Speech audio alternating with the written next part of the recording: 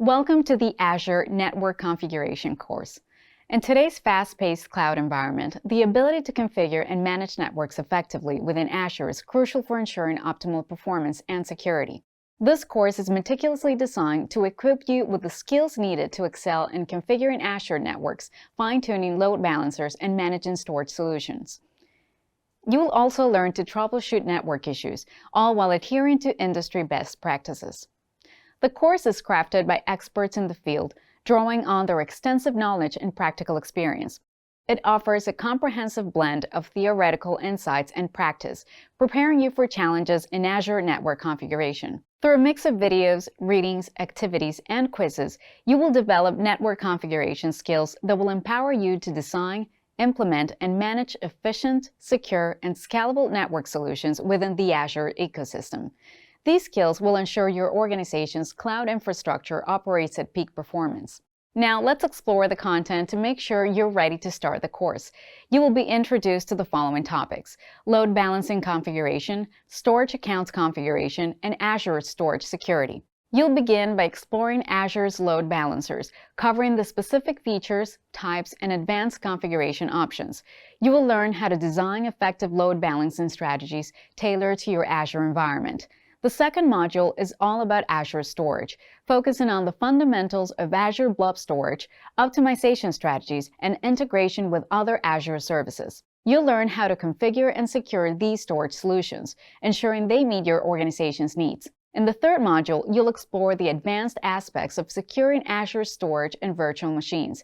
You'll gain experience optimizing configurations, implementing security protocols, and designing network and storage solutions that follow best practices. The course culminates in a final activity where you will design a scalable, resilient Azure infrastructure. This activity will allow you to demonstrate your proficiency in load balancing, storage management, and network security. You will also complete one final graded assessment that tests your knowledge of the whole course. By the end of this course, you will have a comprehensive skill set that will enable you to effectively manage Azure networks and configurations, ensuring both efficiency and reliability in an IT environment. The course provides a solid foundation for anyone looking to advance their career in cloud computing, particularly within the Azure ecosystem. Furthermore, it prepares you for the AZ-900 Microsoft Azure Fundamentals exam. Taking the AZ-900 exam will set you up for a career as an IT professional. The great thing about this course is that you don't need a background in IT-related fields. It is for anyone who has an affinity for technology and an interest in IT. We've now reached the end of this course introduction.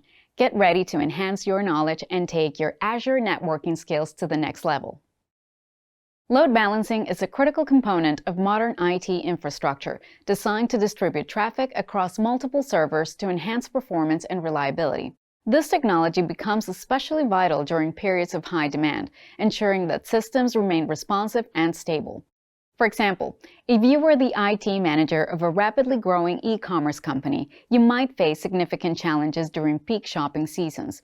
Your website could experience a massive surge in traffic, leading to slow load times and occasional crashes. These issues frustrate customers, causing them to abandon their carts, resulting in lost revenue for your business.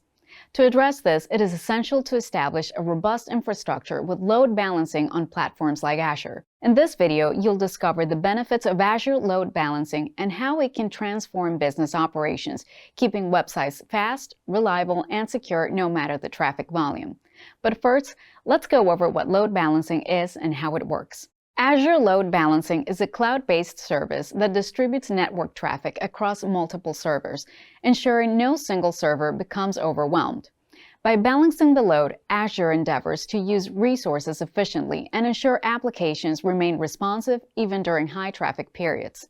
Load balancing is crucial for maintaining the availability and performance of web applications, databases, and other services. Implementing such a solution has several tangible benefits. The first is scalability, which is a compelling reason to choose cloud computing for infrastructure needs.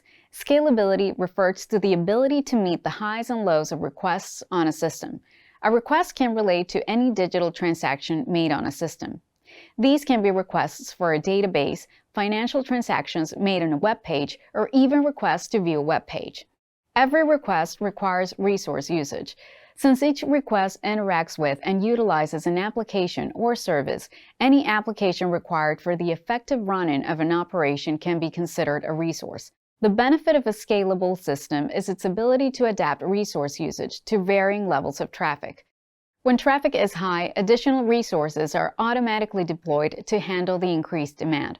Conversely, these resources are scaled down when traffic decreases, optimizing efficiency. A load balancer plays a crucial role in this process by effectively managing the routing of requests. It ensures that traffic is directed precisely where it's needed, as new virtual resources are created, maintaining a smooth and efficient queuing system. The second benefit, performance, is closely related to scalability. Having a system that can request and discard resources makes financial sense and ensures that a system performs well. For example, consider going to the bank to make a transaction. If there is only one queue to see the teller, a bottleneck can occur. When you implement a load balancing solution, you can ensure that the queue is broken into several smaller queues, and more requests can be handled in a session, which leads to a quicker throughput. This concept of breaking down queues with a load balancing solution applies to external requests as well as internal processes within the system. Consider a transaction that requires multiple database requests. An efficient loading balancing system can be implemented that directs multiple client requests, but also internally streamlines the multiple database requests required to complete the requests. The third tangible benefit of implementing a load balancing system is improved reliability. When a resource encounters an issue while processing requests, an efficient load balancing system quickly identifies a problem and redirects the traffic to a functioning resource. This ensures that clients are not left waiting in a malfunctioning system. Instead, the issue is automatically detected and resolved before it affects the user experience. Beyond scalability, performance, and reliability, load balancing also bolsters a system security posture. Think of it as having multiple guards at the entrance of a building, each checking IDs and preventing unauthorized access. Similarly, load balancers act as the first line of defense, inspecting incoming traffic and distributing it intelligently. Let's examine some of the security benefits they offer. Load balancers can absorb and mitigate distributed denial of service or DDoS attacks by distributing the overwhelming traffic across multiple servers, preventing any single server from being overwhelmed and crashing. Load balancers can also isolate vulnerable or sensitive services behind them, reducing their direct exposure to potential threats. Furthermore, by implementing security features at the load balancer level, you can enforce policies and configurations consistently across all backend servers, streamlining management and reducing the risk of misconfigurations. Lastly, load balancers can perform SSL/TLS decryption, a process that requires significant computational resources. This allows backend servers to focus on handling application traffic rather than encryption tasks. SSL/TLS offloading not only improves performance, but also allows for centralized management and enforcement of encryption protocols. Ultimately, incorporating load balancing into your infrastructure not only boosts efficiency and reliability, but also adds a layer of protection, ensuring that services remain secure and available, even in the face of malicious attacks or unexpected failures. Azure Load Balancing empowers organizations to deliver seamless user experiences, even during peak traffic periods, by efficiently distributing traffic and ensuring high availability. An efficient load balancing implementation can make a system scalable, enhance performance, increase reliability, protect against system error, and serve as a strong security feature. Imagine a busy Friday evening at a popular restaurant. Customers are pouring in, and the manager needs to make sure that each table is served promptly and efficiently. Some tasks, like taking orders and bringing food while it is hot, are essential, while others, such as wiping down menus, can be attended to when the staff has time to spare. The manager's role, coordinating these tasks and assigning them to specific individuals, is similar to load balancing.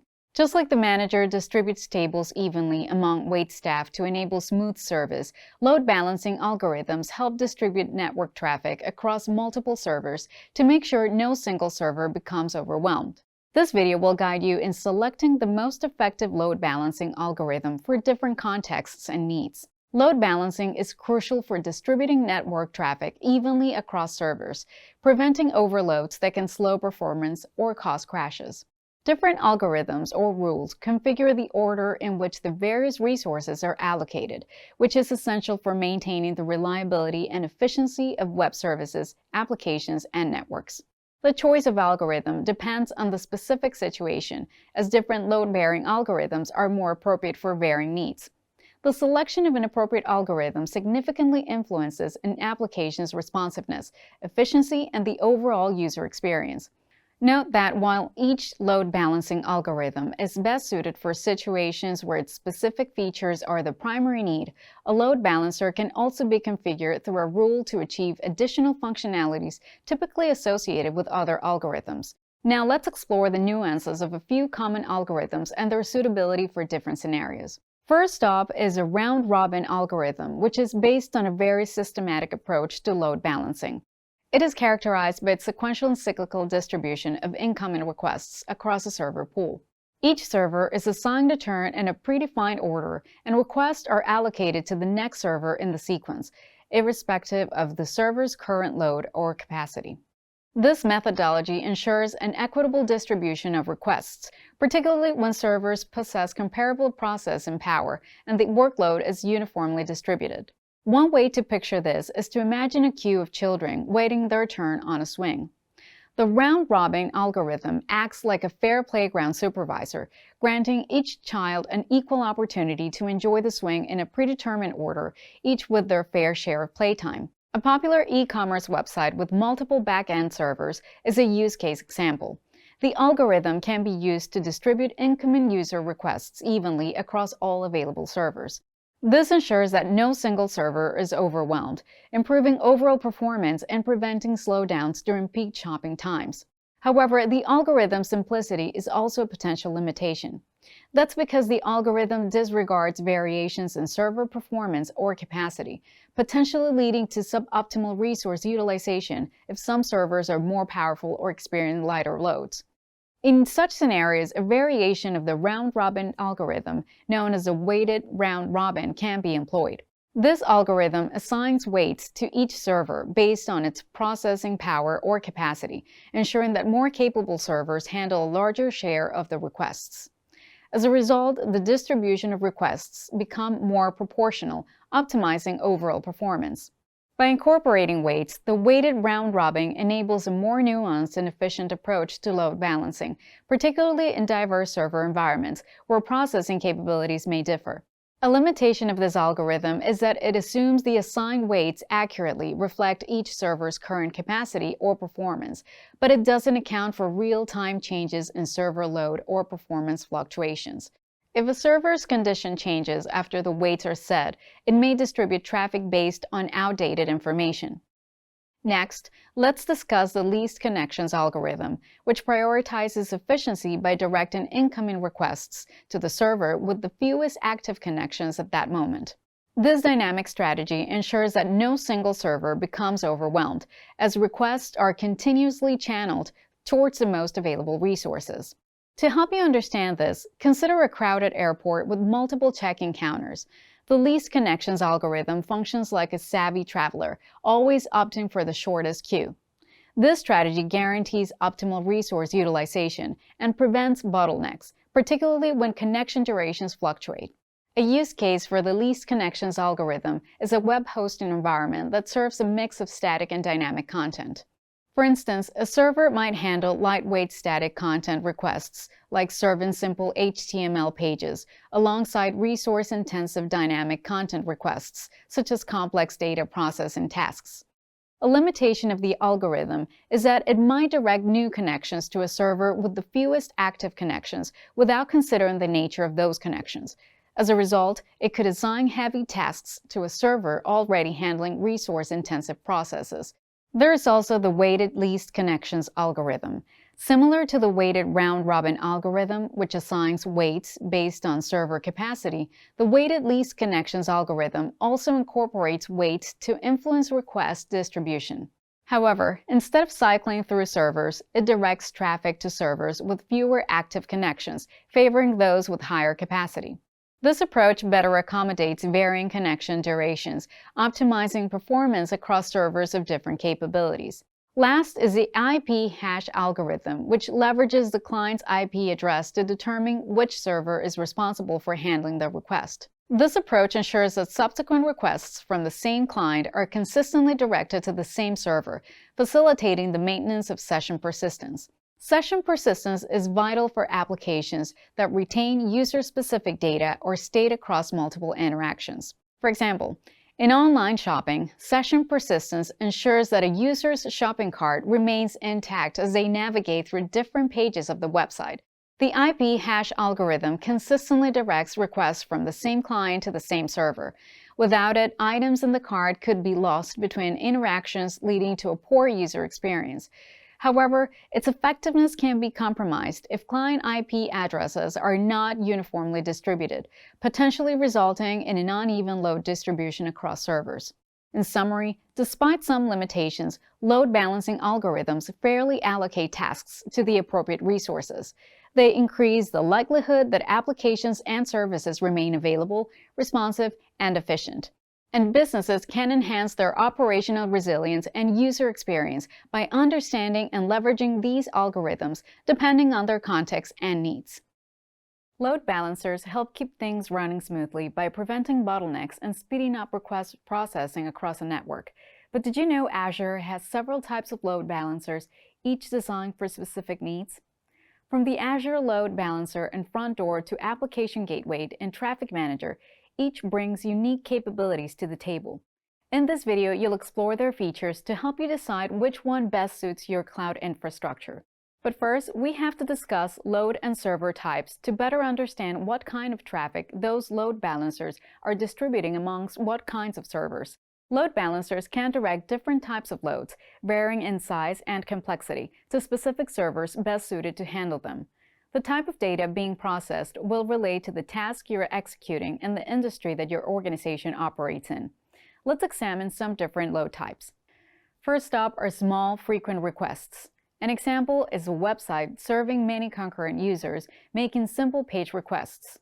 Second are large, complex computations, like a scientific research cluster processing massive data sets. Third is media streaming, where video content is delivered to numerous viewers simultaneously. And the fourth and final type involves database queries, which manage many read and write operations to a database. Next, you should consider the type of server that will receive the payload, which will be determined by the nature of the workload. First, there are web servers that are optimized for handling HTTP and HTTPS requests and serving static or dynamic content. Application servers, on the other hand, are designed to run application logic and interact with databases. Image servers are designed to store, manage, and deliver images to users and applications. They are crucial for websites and apps that require rapid access to large volumes of images, such as e-commerce platforms and media sites. While database servers are a specialized type of server for storing and retrieving data efficiently. And finally, there are high-performance computing for HPC clusters, which are built to handle large-scale parallel computations. Another key feature of a balanced load is how it is conveyed. When discussing internet traffic, you will likely hear people mention the OSI, or Open Systems Interconnection model. In short, the OSI model is a conceptual framework that divides network communication into 7 distinct processing layers. Each layer has specific functions and interacts with the layers above and below it.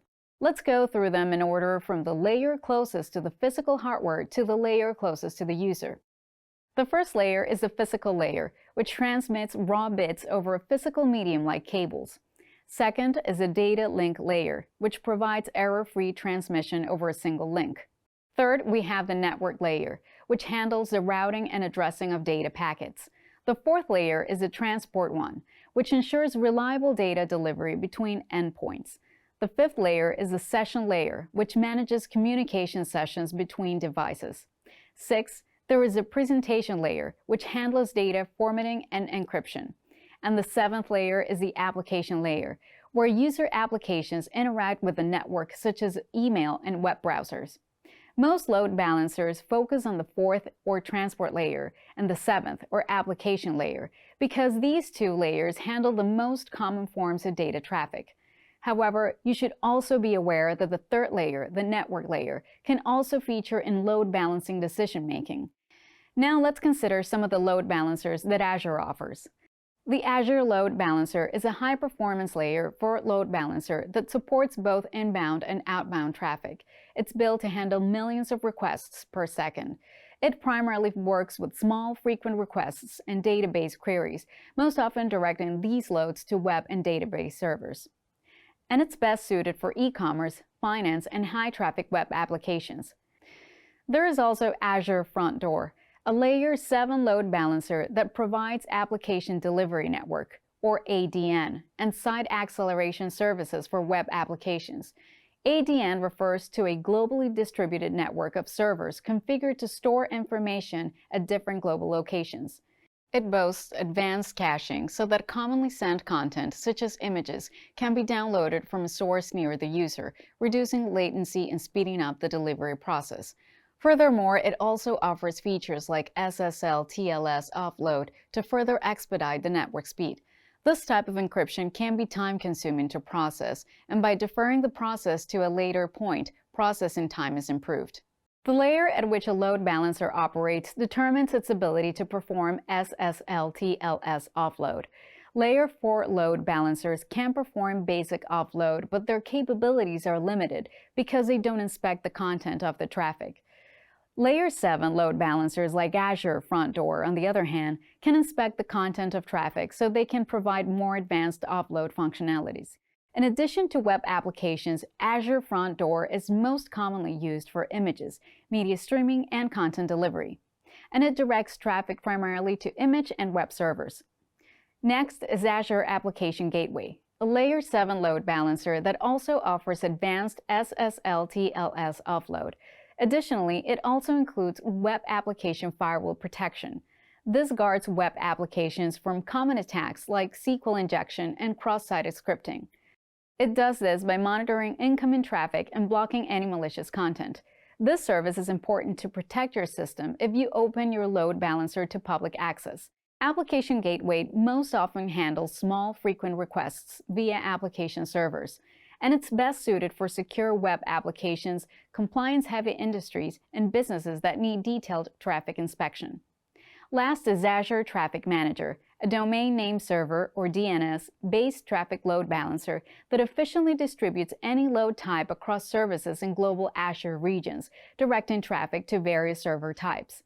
Traffic Manager operates at the DNS layer, which is outside the traditional OSI model, but is closely associated with the network layer. DNS, like a phone book for the internet, translates human-readable website names, like www.example.com, into machine-readable IP addresses that computers use to find and connect to websites. Load balancers operating at this layer can make decisions based on IP addresses, enabling routing across different subnets or networks. This is used in scenarios where traffic needs to be distributed across geographically dispersed data centers. This load balancer ensures high availability and responsiveness by routing traffic based on geographic location, endpoint performance, or priority rather than the specific nature of the load itself. Its features make Azure Traffic Manager best suited for businesses with multiple global data centers or cloud regions. In summary, Azure Load Balancers are powerful tools that enhance your application's performance, reliability, and security by managing and distributing traffic effectively. By understanding the unique features of each type, you can choose the best fit for your specific needs and optimize your cloud infrastructure. When managing a network, it's all about keeping traffic flowing smoothly and efficiently. In this video, you'll learn about advanced load balancer rules and probe configurations, and how fine-tuning these settings can optimize traffic distribution and enhance network efficiency, making sure systems stay responsive, even under heavy loads. Let's start with an example for some context. Load balancers are integral to maintaining the performance and reliability of various internal and external services, such as web applications. They can route traffic to gather data needed for an external request, such as retrieving additional information about items displayed on a web page. In this scenario, the needed data might be dispersed across several different databases hosted in different geographical locations. Specific rule configurations for complex situations where data is not centralized can enable the load balancer to direct each request to the most optimal server or database, and load balancers can use probes to monitor the health and responsiveness of those servers or databases.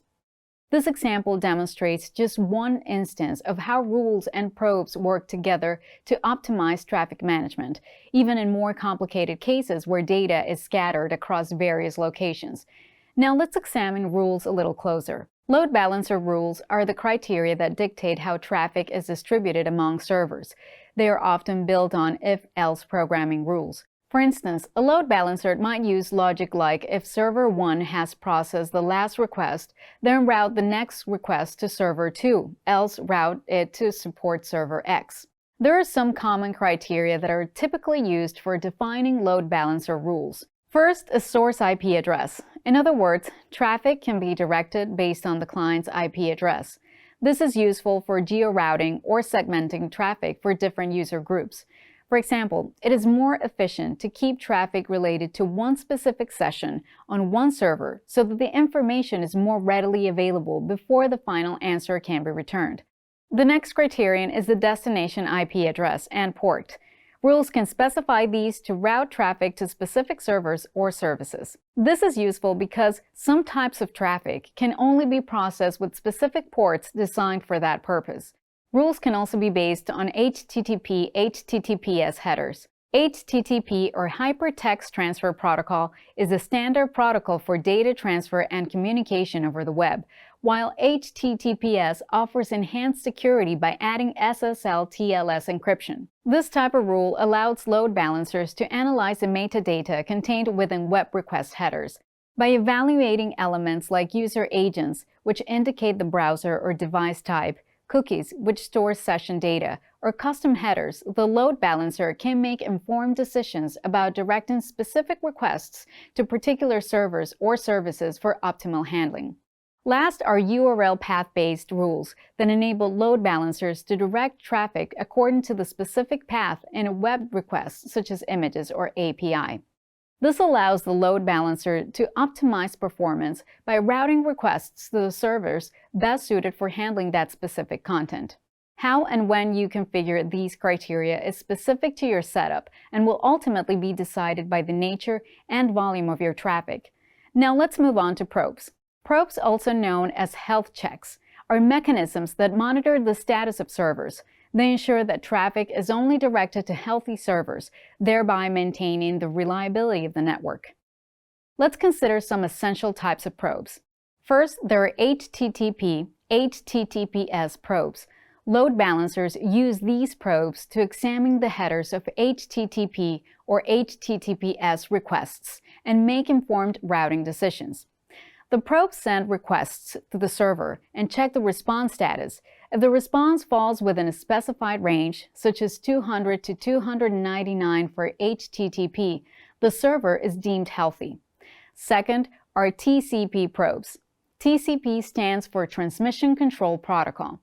This protocol is network-based and ensures reliable and ordered delivery of data between devices over a network. The probes determine a server's functionality by first establishing a TCP connection to it.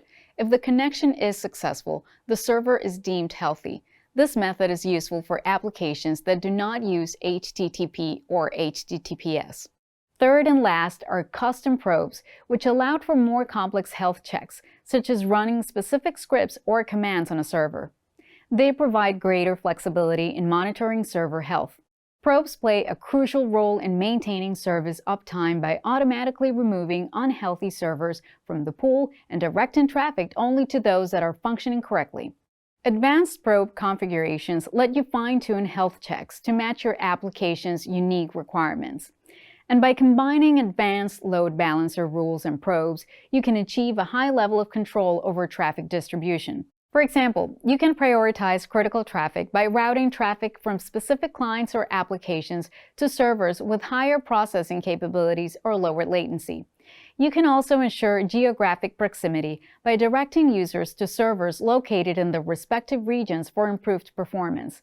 Another option is to use advanced load balancer rules and probes to handle traffic spikes by automatically scaling your infrastructure to accommodate sudden increases in traffic. And finally, you can implement blue-green deployments to minimize risk and downtime during application updates. This approach involves running two environments: blue, the current version, and green, the new version. Traffic is initially routed to the blue environment while the green one is tested. Once the green environment is confirmed to be stable, traffic is gradually shifted from blue to green, ensuring continuous availability and a seamless transition for users. Ultimately, advanced load balancer rules and probes empower you to tailor a network to specific needs and optimize application delivery. The choice of load balancer rules and probes should be customized to your specific needs, taking into account factors such as traffic patterns, server capacity, and the importance of session persistence. By understanding and leveraging these powerful features, you can contribute to a more efficient, reliable, and responsive network infrastructure. When your service faces unpredictable traffic, you need a way to ensure it stays responsive. Azure Load Balancer offers a flexible solution to scale and distribute fluctuating network traffic. In this video, we'll focus on how to set up and configure load balancer rules, as well as discuss traffic algorithms, health probes, and network address translation rules. Let's go through the steps of configuring a load balancer through the Azure portal. Once you have created an Azure Load Balancer, you must navigate to the Load Balancer's rules. These can be found by going to your Load Balancer resource in Azure and selecting Settings. Once there, select Load Balancing Rules from the drop-down menu, and then select Add. Next, you can configure the rule settings. Let's go through them one by one. First, you must name your rule. Next, IP version specifies whether the rule applies to IPv4 or IPv6 traffic. Front-end IP address is the public IP address associated with the load balancer that receives incoming traffic. The protocol defines how data is transmitted over the network. TCP, which stands for Transmission Control Protocol, is used for reliable connection-oriented communication, where data packets are sent in order and error checked. User Datagram Protocol, or UDP, is used for faster, connectionless communication, where speed is more critical than accuracy, like streaming. Then you have to select the port on the front-end IP address that listens for incoming traffic. The next one is the back-end port, which is the port on the back-end servers that will handle the incoming traffic. After this, you have to set the back-end pool by specifying the group of back-end servers that will receive the traffic. Following this is the health probe, the mechanism for monitoring the health of back-end servers and ensuring traffic is directed only to the healthy instances. Next is session persistence, which maintains user sessions by directing subsequent requests from the same client to the same back-end server. Then there is idle timeout, which defines how long a connection can remain idle with no data transmitted before the load balancer closes it. And you also have to decide if you're going to enable TCP reset. The load balancer can send a TCP reset packet to the client when a backend server becomes unavailable or unhealthy. This forces the client to immediately close the connection, preventing it from waiting for a response that may never arrive.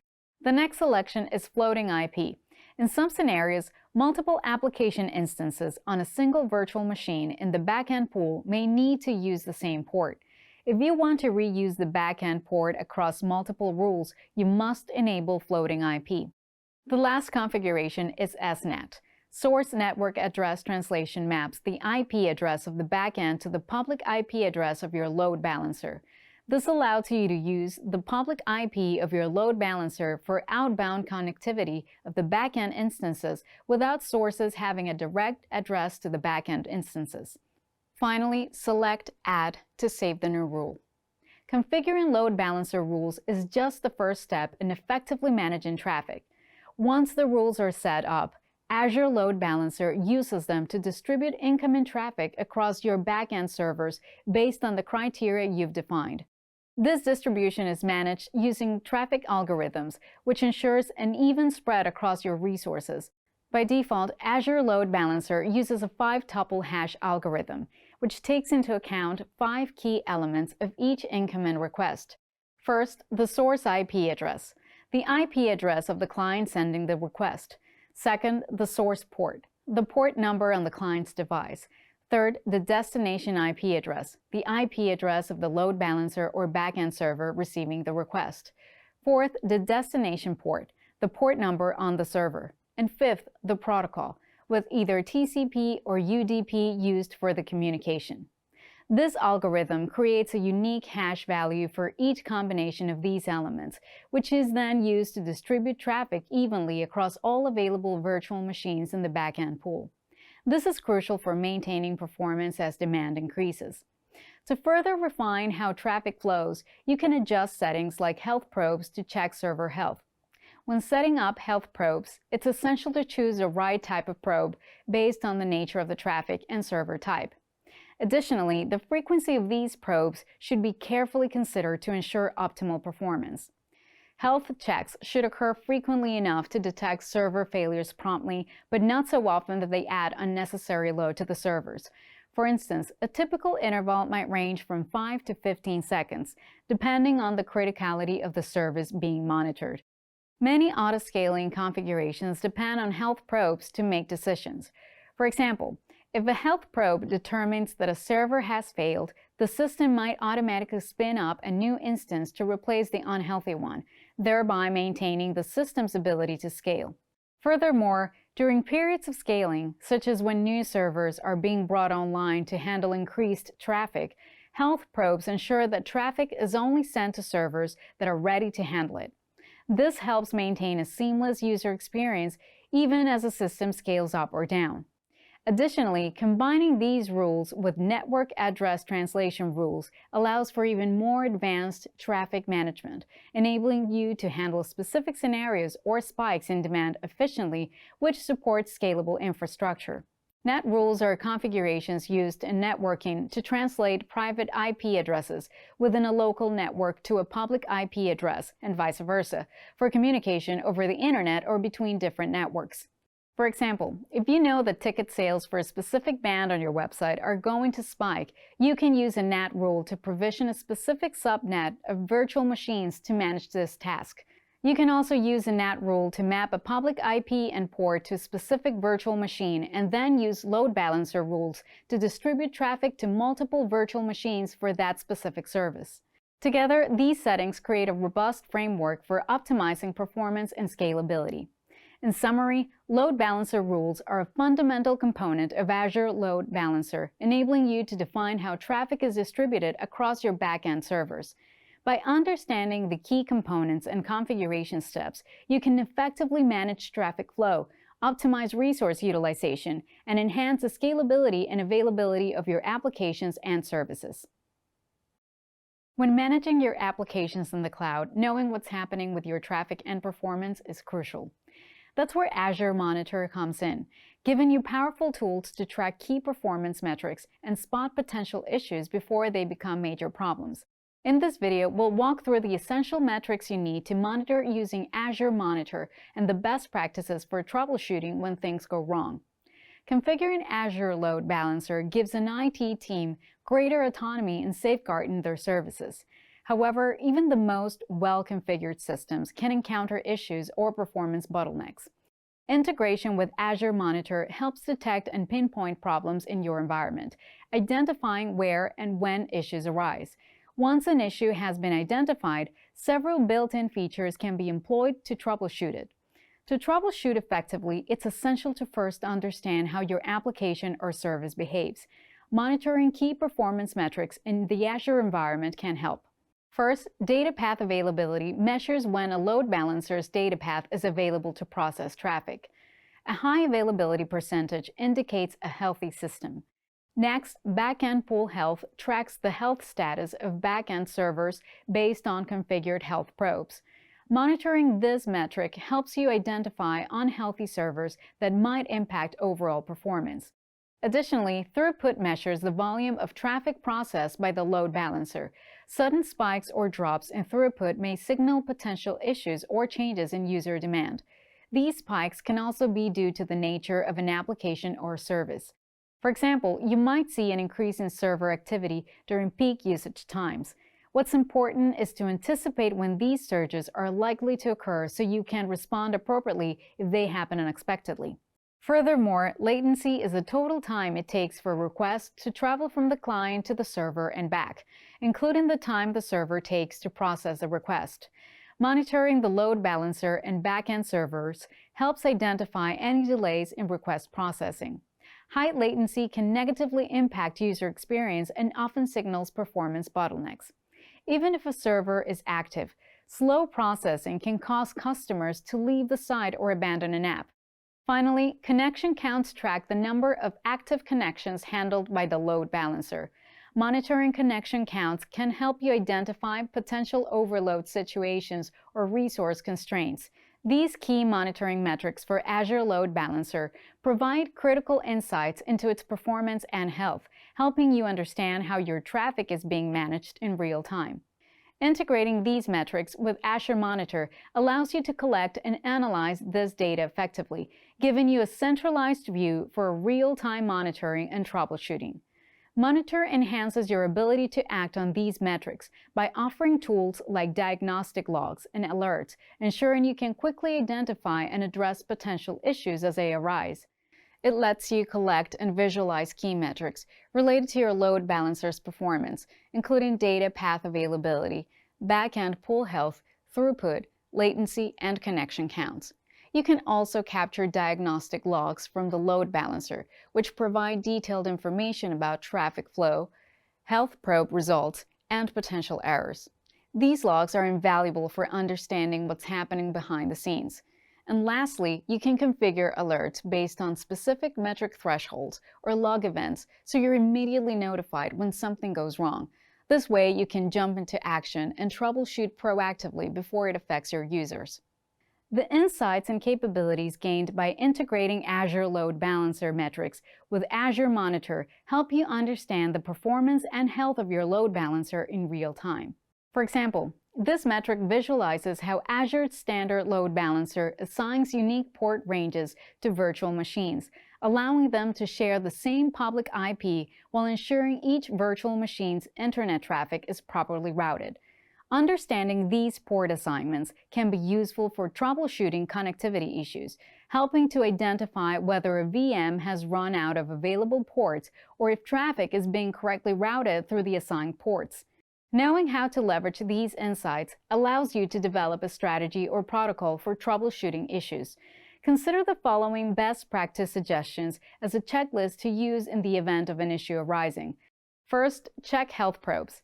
If a system is not performing well, first ensure health probes are configured correctly and that back-end servers are responding as expected. Second, review the load balancer logs to identify any anomalies. These include errors, warnings, or logs that appear unusual for the service's normal activities. These can all be clues that can help you identify a potential issue. Third, you should also monitor metrics as they reflect how the service is performing. Azure Monitor metrics hold a record of performance that can be viewed as a graphed performance trend. Viewing a system's output in this way can help identify bottlenecks or anomalies. Fourth, you should inspect network security groups to verify that NSG rules are correctly configured and not inadvertently blocking traffic to or from the load balancer. Fifth and last, you should consider the algorithm. If traffic is not distributed evenly across back-end servers, it is a good idea to evaluate the configured load balancing algorithm and adjust it if necessary. A different approach might be more suitable for the type of traffic you're handling. In this video, you've explored the key aspects of monitoring and troubleshooting your Azure Load Balancer to maintain optimal performance. By staying proactive and applying best practices, you can keep your applications running smoothly and ensure a reliable user experience. Remember, effective monitoring and swift troubleshooting are the keys to minimizing downtime and maximizing your system's efficiency. Congratulations on completing the module. You've made great progress and learned a lot about configuring and optimizing load balancers, essential skills for ensuring efficient resource distribution and maintaining robust, high-performing network environments. After completing the module, you should now be able to demonstrate how to manage load balancers to optimize resource distribution, discuss the specific types of load balancers, their features, and advanced configuration options, describe different load balancing algorithms and strategies, strategies and assign load balancing strategies. Now, before you start the module quiz, let's go over what you learned to help you check that you are ready. You began the module by exploring the foundational concepts behind load balancing and its critical role in enhancing performance, reliability, and scalability within the Azure environment. You learned about the many advantages of implementing load balancers, including their ability to efficiently distribute network traffic, reduce latency, and ensure high availability even during peak demand periods. Next, you examined various load balancing algorithms and strategies, equipping yourself with the knowledge needed to make informed decisions. Through this exploration, you learned how different algorithms like round-robin and least connections distribute traffic effectively depending on the network context and server capabilities. For instance, the least connections algorithm prioritizes efficiency by directing incoming requests to the server with the fewest active connections at that moment. This strategy ensures that no single server becomes overwhelmed because requests are continuously channeled toward the most available resources. You also examined real-world examples of successful load balancer implementations for e-commerce and online learning platforms, understanding the challenges organizations face and how they overcome them by applying the right strategies. This knowledge helped ground theoretical aspects in practical, real-life scenarios. As you progress, the module introduces you to the different types of load balancers available in Azure, each with its unique features and functionalities. For example, you learned about the versatile Azure Application Gateway Load Balancer, which offers not only SSL/TLS offload, but also web application firewall protection against common attacks by monitoring incoming traffic and blocking malicious content. Additionally, you explored the distinctions between internal and external load balancers, including their roles, settings, and configuration options. And you learned about advanced load balancer rules and probes, gaining insight into fine-tuning traffic distribution for optimal network efficiency. For instance, you learned that source IP address rules can direct traffic based on the client's IP address, and that it's more efficient to keep traffic related to one specific session on one server so that the information is more readily available before the final answer can be returned. You also studied various strategies for optimizing resource distribution using load balancers. You discovered how these strategies can enhance a network's performance, scalability, and reliability, ensuring resources are effectively managed and utilized. For example, you learned about intelligent caching with content delivery networks, or CDNs, which caches content like images, videos, and web pages across a geographically distributed network of servers. This means users can access content from the server closest to them, which reduces latency and improves performance. In the latter part of the module, you focused on configuration. You learned more about optimal scalability, going through the steps involved in optimizing resource allocation to accommodate fluctuating demand. You also explored best practices, like the least privilege principle, for securing load balancer configurations, gaining crucial insights into maintaining a robust and secure network environment. Furthermore, you investigated real-time monitoring and troubleshooting techniques, learning how to effectively manage and address issues that might arise in load balancer configurations using Azure Monitor. And you also discovered the process of automating load balancer configurations using Azure PowerShell, which streamlines management tasks and ensures consistency across deployments. By the end of this module, you're positioned to implement effective load balancing solutions, having developed a comprehensive understanding of configuring Azure load balancers from foundational principles to advanced techniques and strategies. Now, the last step to complete the module is to take the module quiz. If this video helped you identify any areas that require revision, review the relevant videos, readings, or activities to ensure you're well prepared. Best of luck with the quiz. Cell phones have impressive capabilities, such as storing vast amounts of photos, apps, and messages in various folders. Azure Storage functions similarly but on a much larger cloud-based scale, efficiently organizing and storing massive amounts of data, including files, videos, and communications.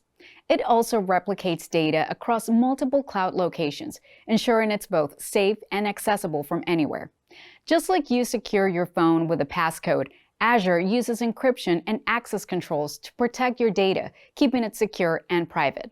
Azure Storage is a key service in Microsoft's cloud platform, offering scalable, durable, and secure storage solutions for diverse data needs. In this video, you'll learn the fundamentals of Azure Storage and see why it's indispensable for architects, developers, and IT professionals seeking to leverage cloud-based storage fully. Before focusing on the details, let's review its core concepts.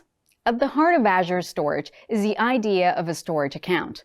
These storage accounts act as the gateway to all Azure Storage services and include Blob storage, file storage, queue storage, and table storage. Each of these services is tailored to specific use cases and offers flexibility in how data is stored, managed, and accessed to meet various needs. Let's explore each, starting with binary large object, or Blob storage, which is designed to handle unstructured data such as images, videos, and log files. It's particularly suited for storing large amounts of unstructured text or binary data. Blobs are stored in containers within a storage account, allowing for organized and secure data storage. Next up is Azure File Storage, which provides fully managed file shares in the cloud that are accessible via the Server Message Block or SMB protocol. This makes it ideal for lifting and shifting existing applications to the cloud without changes, especially those that rely on traditional file shares. There's also queue storage, which is used to store large numbers of messages that need to be processed asynchronously. It's beneficial in scenarios where application components need to communicate with each other and pass messages back and forth. Last up is stable storage, which is a NoSQL database, meaning it doesn't require a fixed schema like traditional relational databases like SQL Server and MySQL. Instead, it uses a key-value store model, which is a simple yet powerful way to store data. It's designed for applications that require high scalability with a need for flexible data schemas. Overall, Azure Storage is built to be scalable, accommodating both small-scale and enterprise-level applications. It can automatically allocate resources as your data grows, ensuring that you do not have to worry about capacity constraints. This scalability is coupled with durability guarantees, ensuring that your data is replicated across multiple locations within the same region or across different regions. The replication strategy provides high availability and resiliency, even in the event of a hardware failure. Now let's examine some of its security benefits. Security is a primary concern for any storage solution, and Azure Storage is equipped with a robust set of security features to protect your data. These features include encryption at rest and in transit, role-based access control or RBAC, and integration with Azure Active Directory or AAD. Encryption at rest ensures that all data is encrypted using Microsoft-managed keys or customer-managed keys. RBAC allows you to fine-tune who has access to your data, while AAD integration simplifies the management of identities and permissions. Another great feature of Azure Storage is how it's deeply integrated into Azure's networking infrastructure. For instance, you can restrict access to your storage account to specific virtual networks or even specific public IP addresses, enhancing security. This integration with Azure networking services like Azure Virtual Network and Azure Private Link ensures that your data remains secure and accessible only to the intended users. Consider a scenario where a multinational company is migrating its on-premises data center to Azure. This company has vast amounts of unstructured data in the form of media files, customer documents, and transaction logs. By leveraging Azure Blob storage, the company can store this data in a scalable and cost-effective manner, ensuring that it can easily handle future growth. Additionally, with Azure File Storage, it can migrate existing applications to the cloud with minimal changes, utilizing the same file sharing protocols its applications already rely on. As the company expands its operations across different regions, Azure's global presence allows it to replicate its data across multiple regions, ensuring high availability and disaster recovery capabilities. Security is also paramount for the company, given the sensitive nature of the customer data they handle. Azure Storage's encryption and RBAC features enable them to protect this data, meeting both internal and external compliance requirements. Its role within Azure's broader networking ecosystem is also crucial. By integrating storage solutions with services like Azure Content Delivery Network or Azure CDN, organizations can deliver content to end users with minimal latency. This is especially beneficial for global enterprises with a dispersed customer base. The combination of Azure Storage and Azure CDN allows for the caching of frequently accessed data closer to the users, improving performance and reducing load times. This integration could benefit the multinational company's delivery of media content, such as promotional videos and product demos, to customers around the world. By caching this content at edge locations through Azure CDN, the company ensures that its customers have a seamless experience regardless of their location. Azure Storage is a fundamental component of Microsoft's cloud ecosystem, providing versatile, scalable, and secure storage solutions. Whether you're dealing with large-scale unstructured data, moving existing file-based applications to the cloud, or managing asynchronous messaging between application components, Azure Storage has a service designed to meet your needs. Its deep integration with Azure's networking infrastructure further enhances its capabilities, ensuring that your data is not only secure but also highly accessible. By understanding and leveraging Azure Storage's core concepts, organizations can build robust, scalable, and secure solutions that meet the demands of today's digital landscape. Whether you're a developer, IT professional, or architect, mastering these fundamentals is key to unlocking the full potential of Azure's cloud platform. Azure Storage data services form the backbone of cloud-based data management. Much like a business manages its warehouse space, Azure Storage allows companies to store and access data as needed, offering scalable, secure, and highly available solutions tailored to meet specific requirements. Imagine a retail business with products stored in various warehouses. Azure Storage works similarly, efficiently organizing and scaling data based on demand while ensuring it's always available and protected, no matter where the customer is located. This video will guide you through Azure Storage's core concepts, key components, and different types of storage accounts. Understanding these foundational principles is essential for organizations looking to optimize their data storage and management strategies using cloud technology. Whether your data is structured or unstructured, Azure has a solution to help meet your business needs. Let's begin with an overview of Azure Storage's key components that provide the foundation for its reliability, scalability, and security. These components include storage accounts, containers, and data objects. First up are storage accounts, which are containers that group a set of Azure storage services. They act as a management layer, allowing users to manage access, billing, and configuration settings. Each storage account has a unique namespace that serves as the access point for stored data, ensuring that data is isolated and secure. Next are containers, which act as logical groupings of data objects.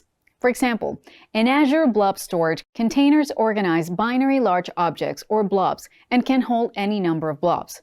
This organization allows for better data management and accessibility. Last are data objects, which are the actual files or data stored within Azure Storage. Depending on the type of storage used, these objects can be blobs, files, queues, or tables.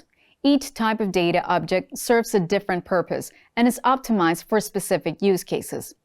Earlier, you were introduced to the various types of Azure storage services, which included blob storage, file storage, queue storage, and table storage.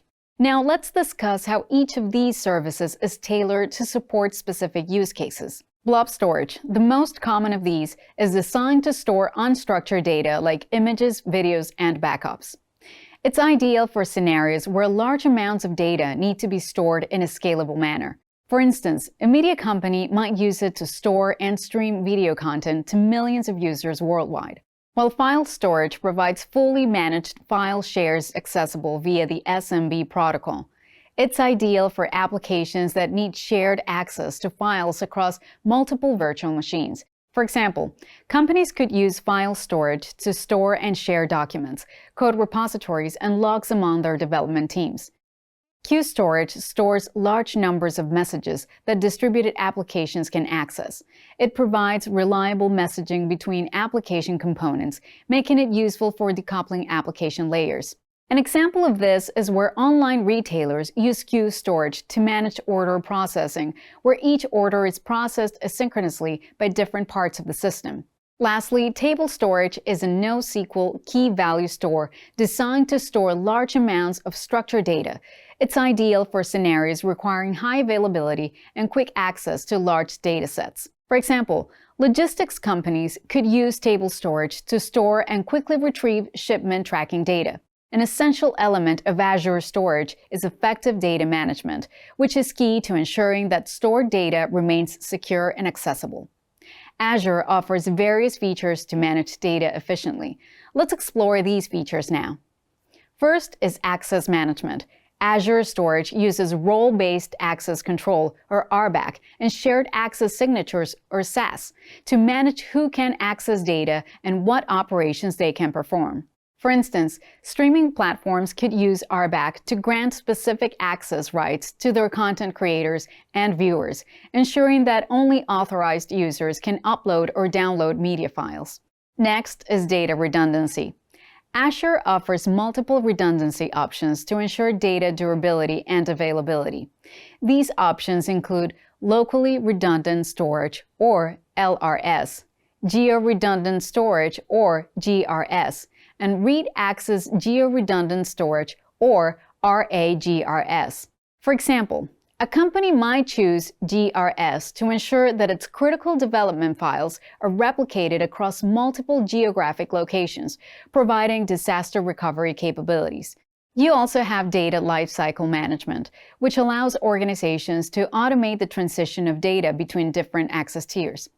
This is useful for managing costs by moving less frequently accessed data to lower-cost storage tiers. For instance, a company could implement a lifecycle policy that moves completed shipment records to an archive tier after a certain period. Another key feature of Azure Storage is how it provides encryption for data at rest and in transit, ensuring that data is protected from unauthorized access. By default, all data stored in Azure is encrypted using Microsoft-managed keys, but customers can choose to use their own encryption keys. Last is scalability and performance. Azure Storage is designed to scale out to meet businesses' growing demands. It supports massive amounts of data and can handle millions of requests per second. For example, a company might experience spikes in traffic during holiday sales, but Azure Storage's scalability will ensure that its data storage needs are met without any performance degradation. Azure Storage Data Services offer a powerful and adaptable solution for storing and managing data in the cloud. By understanding its components, features, and key concepts, businesses can harness Azure Storage to address their unique needs.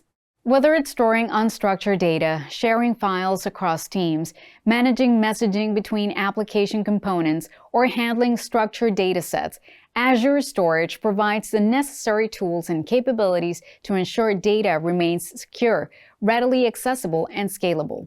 With its broad range of services, Azure Storage is equipped to support diverse data management requirements across various industries. Imagine working for a company that aims to expand its operations globally. With such growth, the volume of data generated daily can surge significantly, presenting new challenges in managing and storing this data.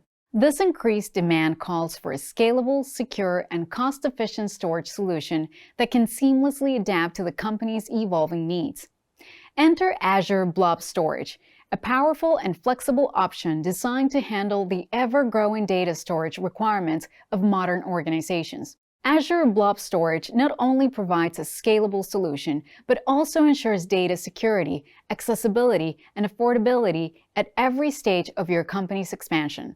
In this video, you'll explore some practical settings you can apply to configure Azure Blob Storage for your organization, which will empower your business to leverage this cloud storage service efficiently. You previously created a storage account and resource, so now let's explore some advanced configurations, including data protection, security features, and networking. For instance, by enabling soft delete, you can protect against accidental blob deletion. You should note that after making any required adjustments, you can review the configuration in the Review and Create tab and select Create to deploy your updated storage account. Once your storage account is set up, you can configure Azure Blob Storage to store, manage, and access large volumes of unstructured data. Let's do this now. Start by navigating to a storage account you created in the Azure portal and selecting Containers under the Blob Service section. Now click on Plus Container to create a new container, which serves as a logical grouping for blobs. Give the container a name, ensuring that you keep it in lowercase and include letters, numbers, and hyphens. And be sure to configure the access level according to your security requirements. The private option is the most appropriate choice for sensitive customer data. Once the container is created, using the Create button at the bottom, you can upload blobs by clicking on the container and clicking plus Upload. You can select files from your local machine to upload. This step can be automated using tools like Azure CLI, PowerShell, or SDKs, making it easier to handle large volumes of data. That's the basic configuration to create blob storage, but there are also some additional considerations. Let's briefly go through them.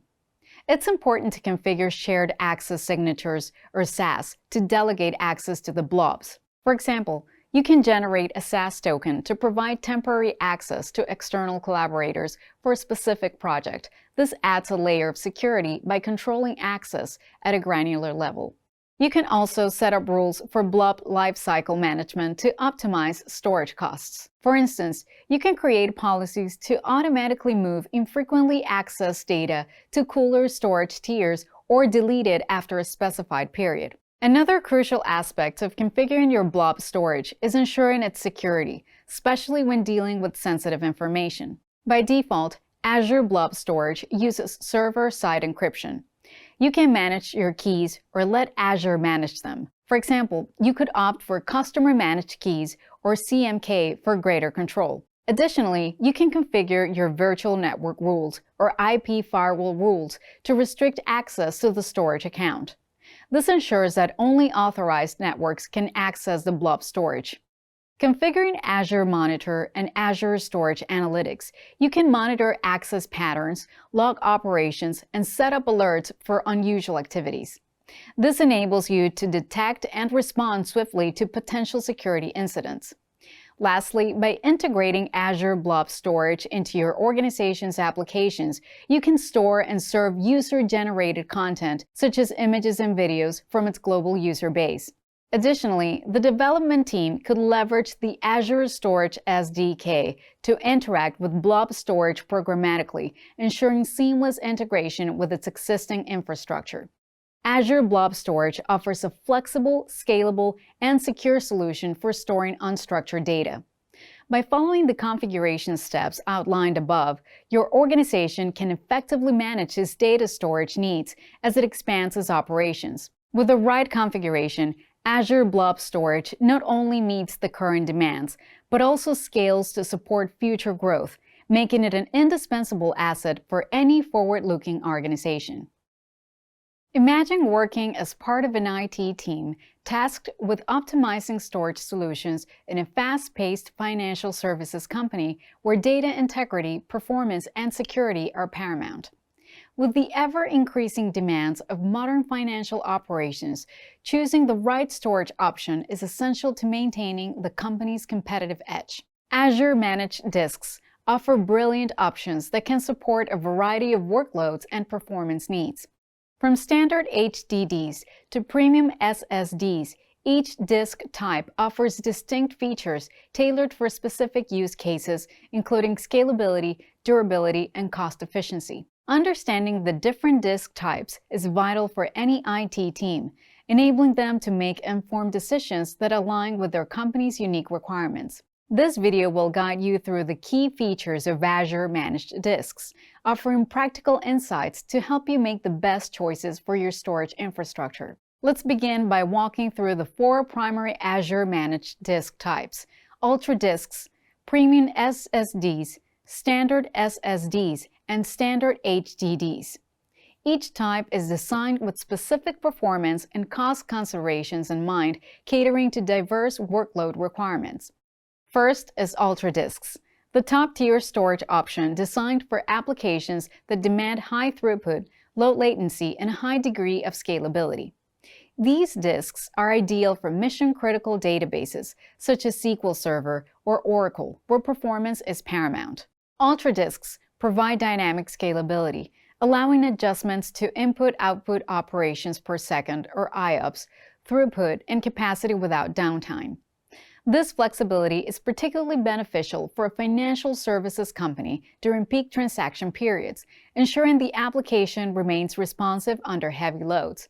Next are premium SSDs, which offer a balance between performance and cost, making them suitable for enterprise-grade applications requiring consistent low latency and high IOPS. For the financial services company, premium SSDs would be ideal for transactional databases, VMs running intensive applications, and scenarios where high availability is crucial. Premium SSDs also support features like Azure Backup and Azure Site Recovery, providing additional layers of protection against data loss. Standard SSDs are next. They are a cost-effective option for workloads that do not require the ultra-low latency of premium SSDs, but still need consistent performance. These disks are well-suited for web servers, application servers, and lightly used enterprise applications. For instance, in a financial services company, standard SSDs could be used for development and testing environments where cost efficiency is a priority. However, the performance is still adequate to simulate production scenarios. Last up are standard HDDs, which are the most economical disk option and are designed for workloads with lower IOPS requirements. These disks are suitable for less critical applications, such as archival storage, backups, and infrequently accessed data.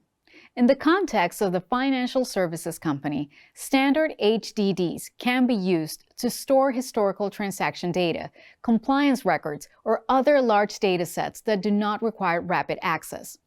Let's now explore how to ensure optimal performance, reliability, and security when configuring Azure managed disks, which can be achieved by adhering to the following best practices. Firstly, remember to select the appropriate disk type based on workload requirements, which is critical. For instance, Ultra disks should be reserved for workloads where performance is non-negotiable, such as real-time transaction processing. In contrast, standard HDDs might be more appropriate for archival purposes.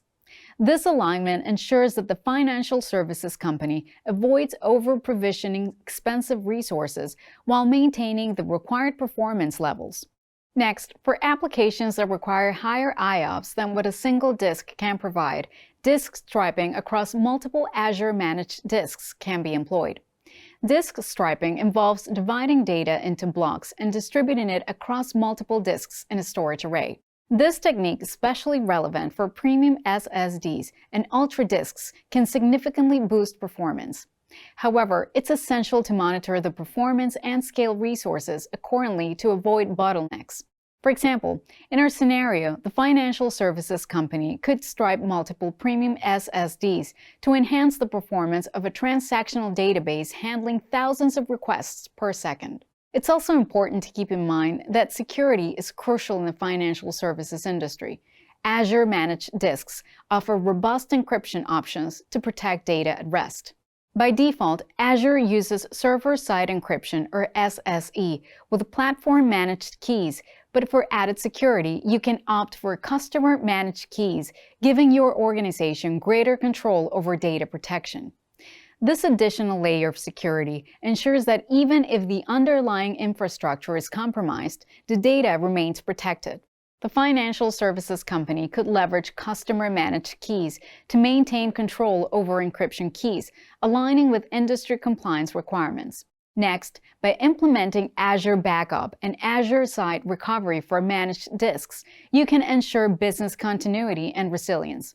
These services offer automated backups, point-in-time recovery, and failover capabilities, minimizing downtime during unexpected failures. For example, the financial services company could schedule regular backups of critical VMs using premium SSDs and configure comprehensive disaster recovery plans with Azure Site Recovery. This will ensure that in the event of a data center outage, the application remains operational, protecting both data integrity and business operations from disruptions. Another important practice is to monitor your disk performance continually, which will help identify potential bottlenecks and optimize resource allocation. Azure Monitor and Azure Metrics provide detailed insights into disk performance, enabling proactive management. For the financial services company, setting up alerts for disk latency or IOPS thresholds will help the IT team respond quickly to issues, ensuring that the application remains responsive under varying loads. Lastly, as the financial services company grows, its storage needs will inevitably increase. Azure Managed Disks allow for seamless scalability, but planning for future growth is essential. The IT team should regularly review disk usage and performance metrics to anticipate when additional resources will be needed. By doing so, the company can avoid performance degradation and ensure that its storage infrastructure evolves in line with its business needs. The financial services industry is highly competitive, and immediate service and action are essential. Any downtime can result in significant financial losses.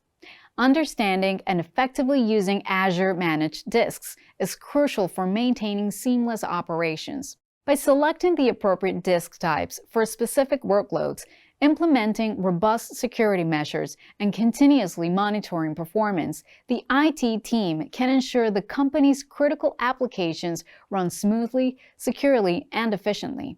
Azure Managed Disks offer the necessary tools to meet these demands while providing the flexibility to scale as the company grows and its needs evolve, ensuring long-term resilience and success.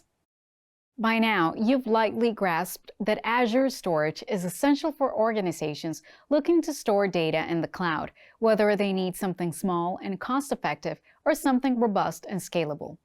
Much like a well-equipped toolbox with the right tools for every task, Azure provides a secure and scalable infrastructure that adapts to the performance and cost needs of various applications. Each type of Azure Storage account is like a dedicated drawer in that toolbox, crafted for specific use cases. Each offers unique benefits in terms of scalability, redundancy, and advanced features, ensuring you have the right solution for every storage challenge. In this video, you'll take your knowledge up a notch by exploring these advanced features, gaining insights into the technical intricacies and performance considerations that can help you optimize your storage accounts, ensuring they scale efficiently and meet your organization's needs. Let's start by discussing advanced features for Azure Blob Storage. Azure Blob Storage is perfect for handling unstructured data like images, videos, and backups, and it's packed with advanced features designed for large-scale use. As you know, one standout feature is the Blob access tiers: Hot, Cool, and Archive, which help you store data cost-effectively based on how often it's accessed. Even better, Azure lets you automate this process with lifecycle management policies. These policies can automatically move data you don't often use from the more expensive Hot tier to the cheaper Archive tier, helping you optimize storage costs without any hassle. Think of it like a media company managing terabytes of video footage using the Blob Hot tier to store current high-demand videos. Over time, this media company could transition older content into the Cool or Archive tiers, while still maintaining retrieval options for long-tail content. Implementing lifecycle management in Blob Storage ensures that companies only pay for high-performance storage when needed.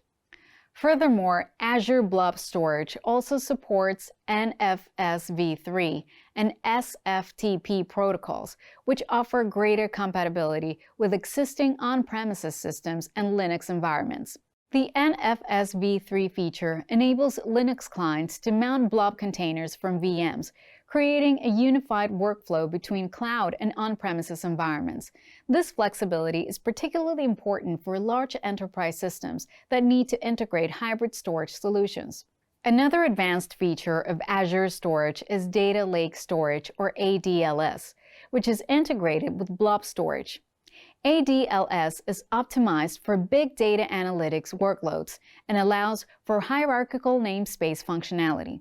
This improves performance in scenarios with billions of files. It also provides enterprise-grade security, role-based access controls, and encryption features. Now, let's explore some of the advanced scalability and redundancy features that make Azure stand out. These features allow storage accounts to scale massively, even supporting petabyte-scale data. However, it's crucial to understand the performance limits to prevent bottlenecks. For example, each storage account can handle up to 5,000 requests per second, making it ideal for high-throughput applications like real-time analytics, e-commerce platforms, or Internet of Things solutions. By keeping these performance capabilities in mind, you can ensure your storage accounts are optimized for even the most demanding workloads. Azure Storage offers a variety of redundancy options that ensure data durability and availability. For example, locally redundant storage, or LRS, replicates data within a single data center, or geo-redundant storage and read-access geo-redundant storage replicate data across regions, ensuring failover capabilities in case of regional failures. And geo-zone redundant storage combines zone redundancy and geo-replication, providing the highest level of protection for mission-critical data. Additionally, for large-scale applications that require high availability, such as a multinational financial services company that processes millions of transactions per second, GCRS can provide a fail-safe mechanism. So, in the case of a zone-level failure, data is replicated to another Azure region without any data loss, ensuring continuity in mission-critical operations. Another advanced feature offered by Azure is premium storage tiers for blobs, files, and disks, which aim to provide low-latency, high-performance storage options. Premium storage is built on SSD technology and designed for high-throughput workloads that require ultra-low latency, such as databases, analytics, platforms, or high-frequency trading systems.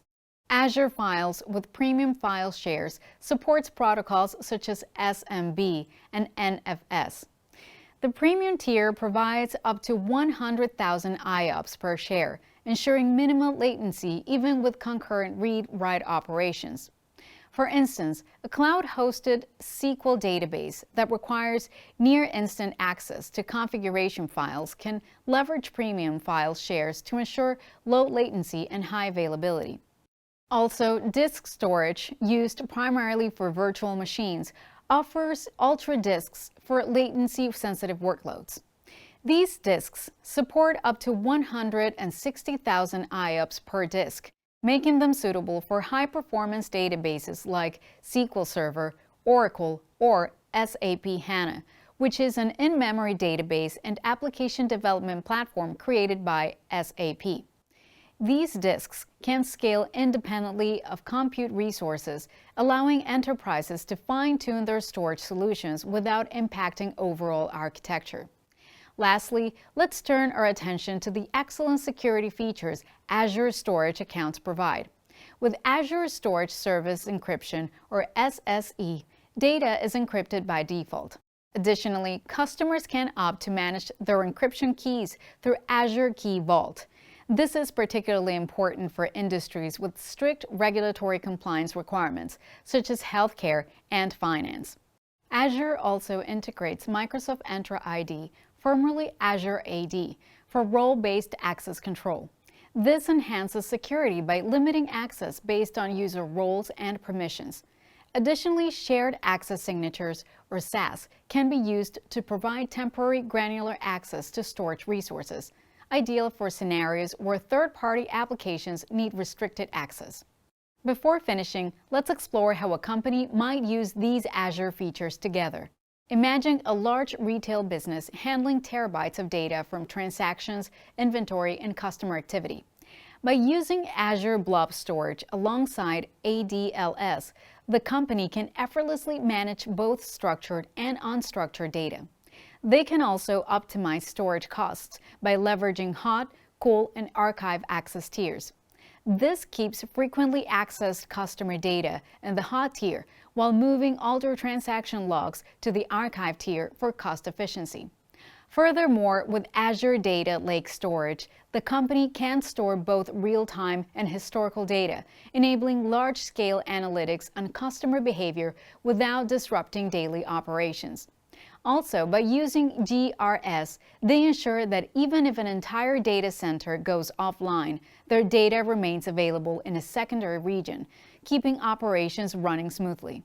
Lastly, through the implementation of RBAC and encryption, the company can ensure that only authorized personnel have access to specific data. This level of security, along with automatic encryption and audit logging, helps maintain compliance with international data protection regulations like GDPR. In conclusion, Azure Storage offers a highly scalable, secure, and flexible cloud solution with advanced features such as lifecycle management, premium tiers, and robust security integrations. It supports a wide range of applications from real-time data processing to long-term archiving. By selecting the appropriate storage account type and configuring the necessary performance and redundancy settings, companies can optimize both cost and performance to meet their specific business needs. Azure Table Storage is a NoSQL database service that stores structured data in the form of key-value pairs. Think of it like organizing a filing cabinet where instead of needing a specific drawer for each type of document, you have a system where any document can fit anywhere. No predefined rules, just organized by a simple label. That's a bit like what Azure Table Storage does for your data. It gives you the flexibility to store vast amounts of data without the need for a strict schema, making it highly scalable and efficient, perfect for businesses handling large volumes of structured data. This video will explore the configuration process for Azure Table Storage and detail the steps involved. It will also detail how companies can effectively use this service for structured data storage. You previously set up an Azure Storage account. To follow along with this video, you can create a new one following the same process. If you have your storage account ready, then let's go through the rest of the steps. Once the account is created, the next step is to configure the table storage service within this account. Azure Table Storage can be accessed programmatically via the Azure SDK or through the Azure portal. Begin by navigating to the Tables section by clicking on Storage Browser in the left-hand menu. Then in the Tables section, select Add Table. You'll need to choose a unique table name that follows Azure's naming conventions.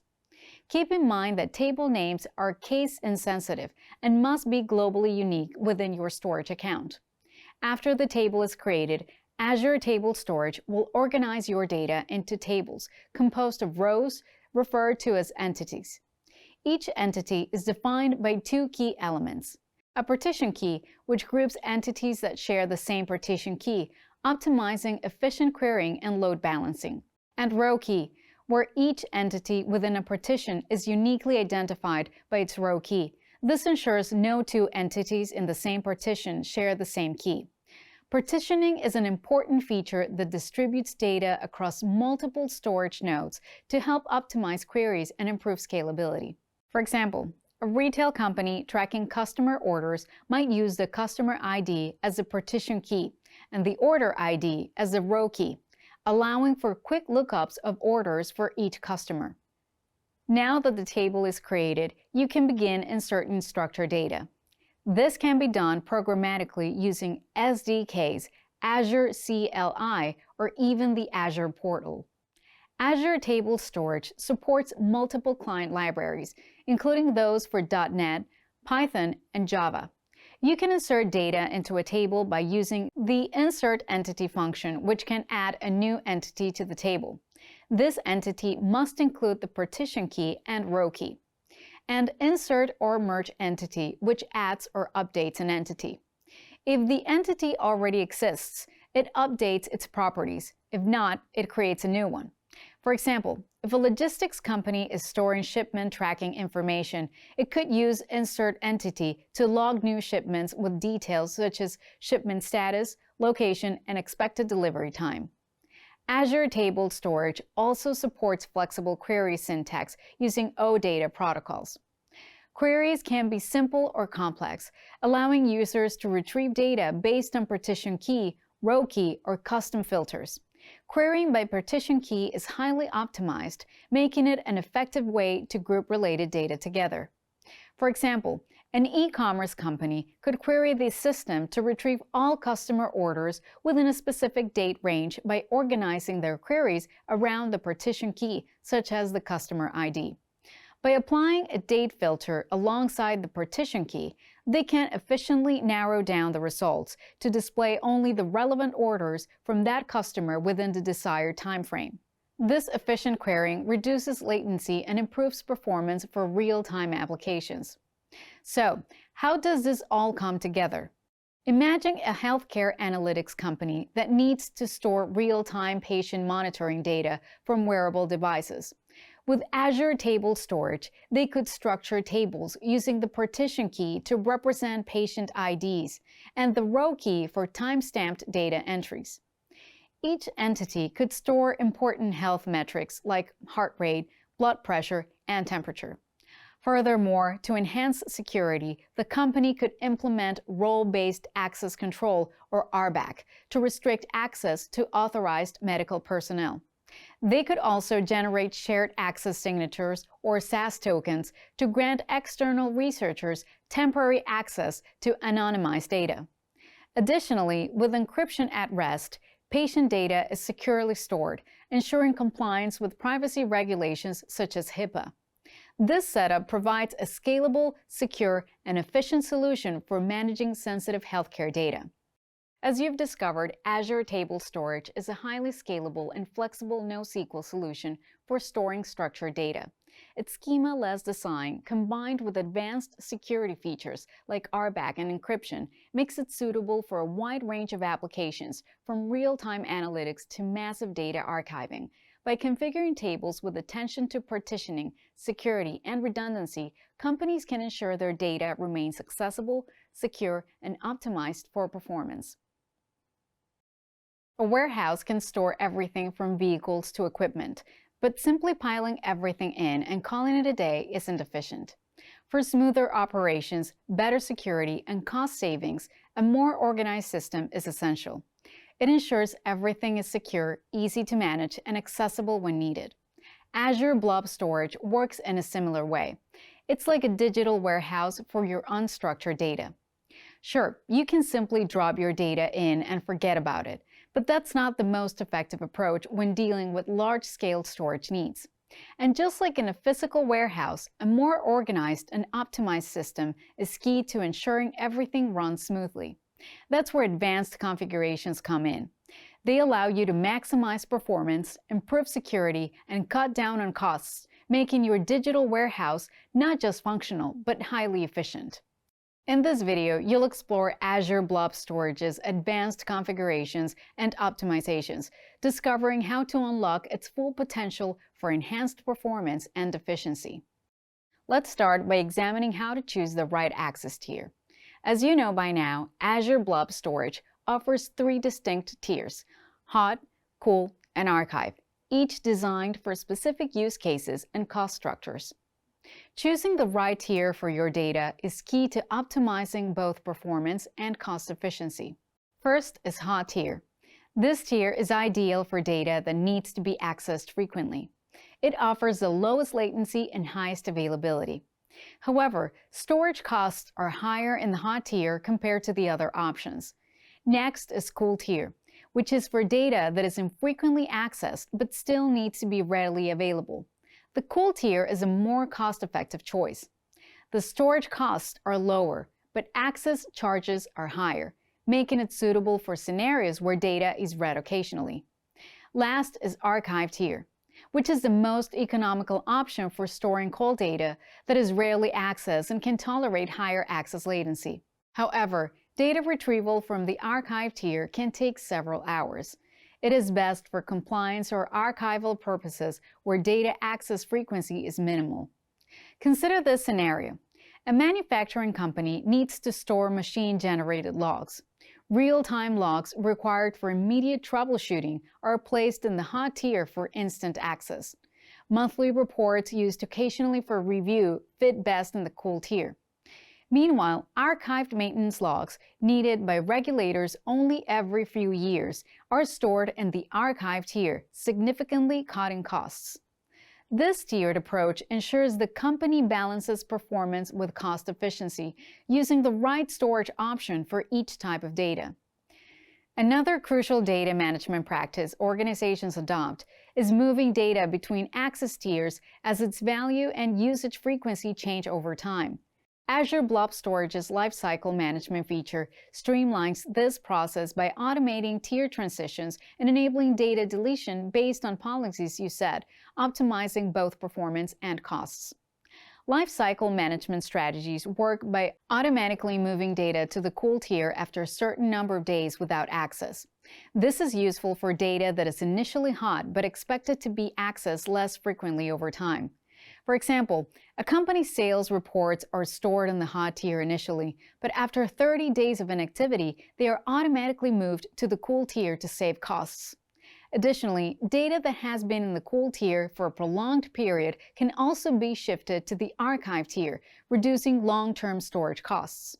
For instance, after staying in the cool tier for a year, all customer invoices are automatically transferred to the archive tier for long-term, cost-efficient storage. Lastly, for data with a defined retention period, lifecycle policies can be configured to automatically delete blobs after a specified time, ensuring compliance with data governance requirements while minimizing storage bloat. An example is compliance records that are set to be automatically deleted 5 years after creation, ensuring regulatory compliance and reducing unnecessary storage. Another advanced feature for blob storage is indexing, which helps you categorize and search for blobs efficiently. When working with large data sets, performing operations like querying or analyzing metadata can become a bottleneck. Blob indexing allows you to assign custom metadata fields, enabling faster and more efficient queries. For example, a media organization could use blob indexing to manage thousands of video files by categorizing content based on parameters such as release date, genre, or production location. These indices allowed rapid retrieval of the required files for processing, reducing operational lag and speeding up workflows. You also have to keep in mind that data loss can have catastrophic effects, especially when critical files are accidentally deleted. Azure Blob Storage offers the soft delete feature to provide an added layer of protection. When it's enabled, blobs that are deleted remain recoverable for a configured retention period, allowing easy restoration of accidentally deleted data. This can be helpful to organizations such as a healthcare provider who are storing patient records. By enabling soft delete, they can ensure that any accidental or malicious deletion doesn't result in permanent data loss. This additional recovery period provides a safety net during operations that involve significant data modification or cleanup. Next, security is paramount for any organization using cloud storage. Azure Blob Storage offers multiple advanced encryption options to safeguard your data, both at rest and in transit, ensuring solid protection against unauthorized access and breaches. These include server-side encryption, or SSE, which can automatically encrypt all data stored in blob storage using 256-bit AES encryption. You can even bring your own encryption keys for additional control over encryption operations. And client-side encryption, or CSE, which ensures your sensitive data remains encrypted throughout its lifecycle. CSE also allows data to be encrypted before it is sent to Azure and decrypted only after the client retrieves it. This can be particularly important in industries with strict compliance requirements. A standout feature of Azure Blob Storage is its enhanced throughput and latency options. While standard blob storage works well for most use cases, some workloads demand higher performance. Premium blob storage is specifically designed for these scenarios, offering greater throughput, lower latency, and higher availability. This makes it ideal for handling intensive input-output operations in applications like high-frequency trading, real-time data analytics, or high-resolution video processing, where speed and performance are critical. Lastly, for organizations delivering content to a global audience, integrating Azure Blob Storage with a Content Delivery Network, or CDN, can significantly reduce latency and enhance user experience.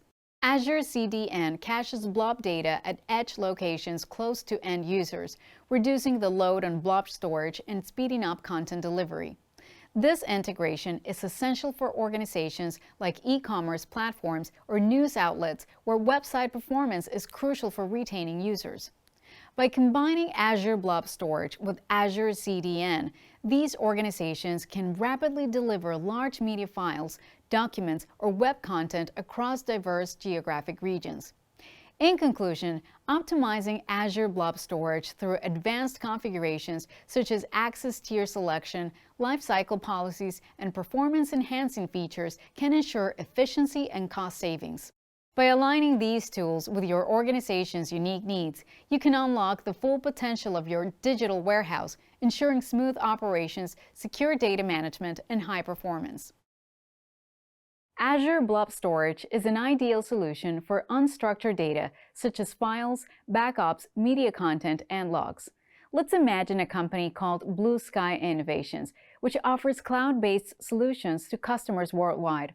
To meet growing demand, they adopt Azure Blob Storage as their primary storage solution, benefiting from its scalability, cost-effectiveness, and security. However, as Blue Sky grows, it faces several challenges, including analyzing customer data, generating reports, and securely managing data backups. To tackle these challenges, Blue Sky can leverage the seamless integration of Azure Blob Storage with other Azure services. This integration not only boosts its storage capabilities, but also provides a comprehensive solution to a variety of real-world business scenarios.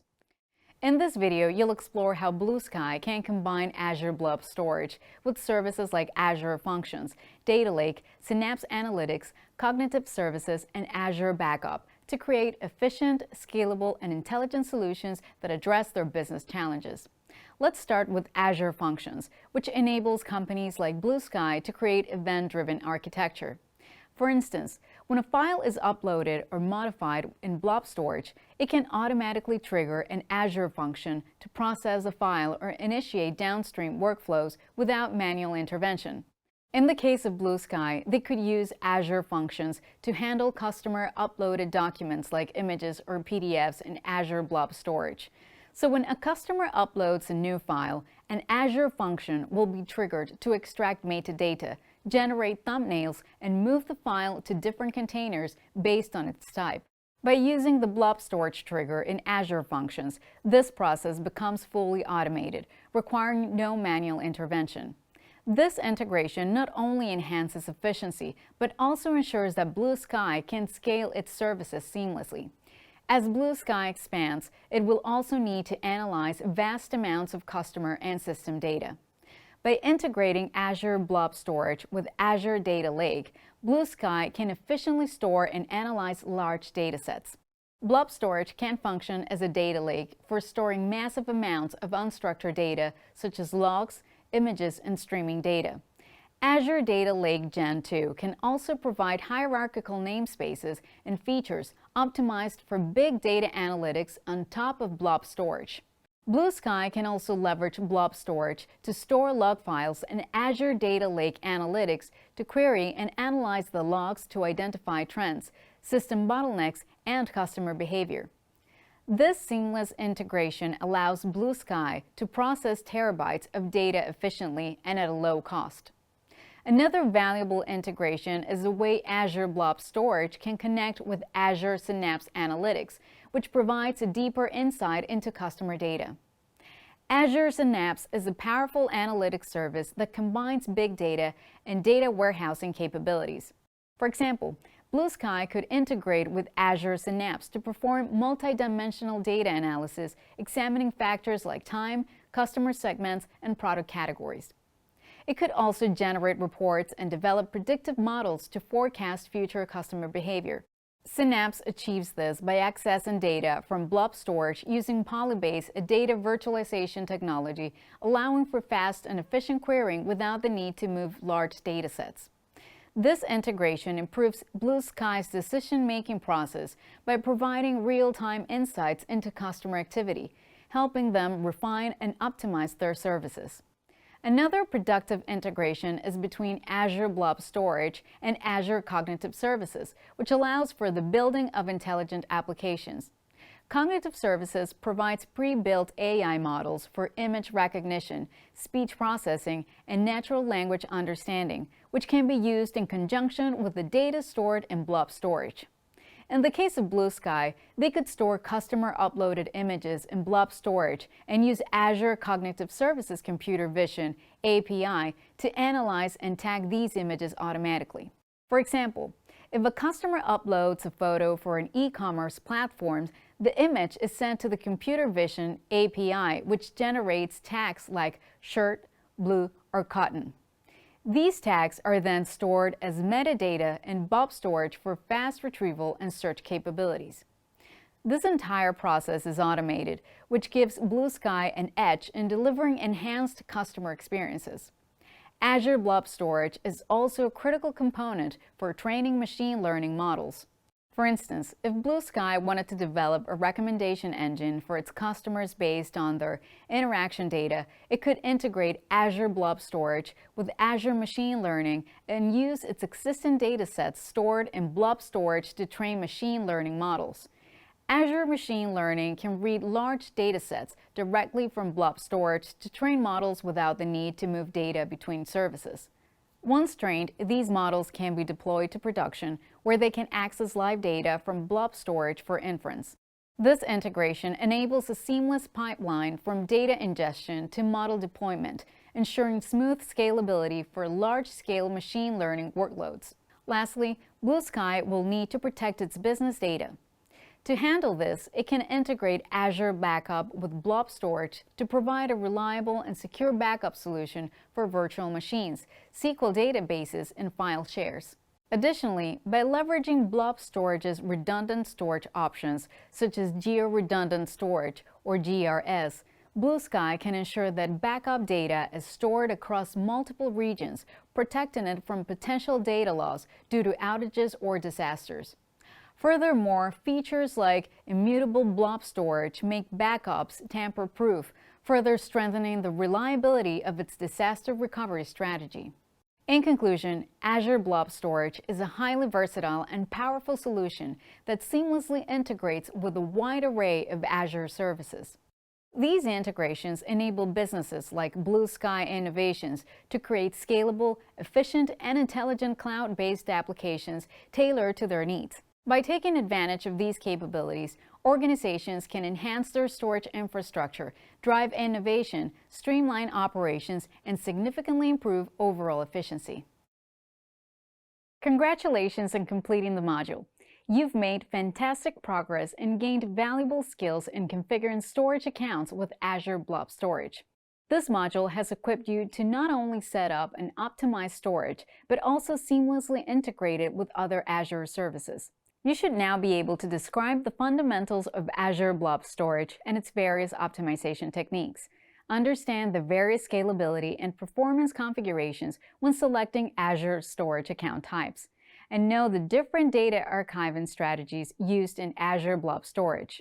Now, before you take on the module quiz, let's recap what you learned to ensure that you are ready. You began by exploring key Azure storage concepts, learning how Azure Storage plays a vital role in Azure networking. You covered everything from the core principles behind Azure Storage data services, including the main components, storage types, and how data management works. You then gained a solid understanding of the different types of Azure storage accounts and when to use each one based on specific needs. Plus, you walk through the steps of configuring Azure Blob Storage, one of the most crucial parts of Azure Storage. Next, you explored the various types of managed disks available in Azure and learned best practices for optimizing performance, reliability, and security when setting up Azure storage solutions. You followed this with a technical exploration of Azure storage account types, focusing on advanced features, scalability considerations, and performance nuances. You then examined advanced security measures, which gave you a solid grasp of security protocols and best practices for managing Azure storage accounts. Following this, you reviewed the steps required for configuring Azure Table Storage and saw how it's applied to structured data. Additionally, you explored replication options for Azure storage accounts to ensure data durability and availability. On the performance side, you discovered optimization strategies for Azure Blob storage, learning how to maximize efficiency. You also studied effective data archiving strategies using Azure Blob Storage to ensure long-term data preservation and accessibility. Toward the end of the module, you learned how Azure Blob Storage integrates with other Azure services, opening up diverse application possibilities. You also covered security considerations specific to Azure Blob Storage to ensure your data stays protected with proper access control and data integrity. Throughout this module, you engage with videos, readings, and activities that have built a strong foundation in Azure Storage account configurations.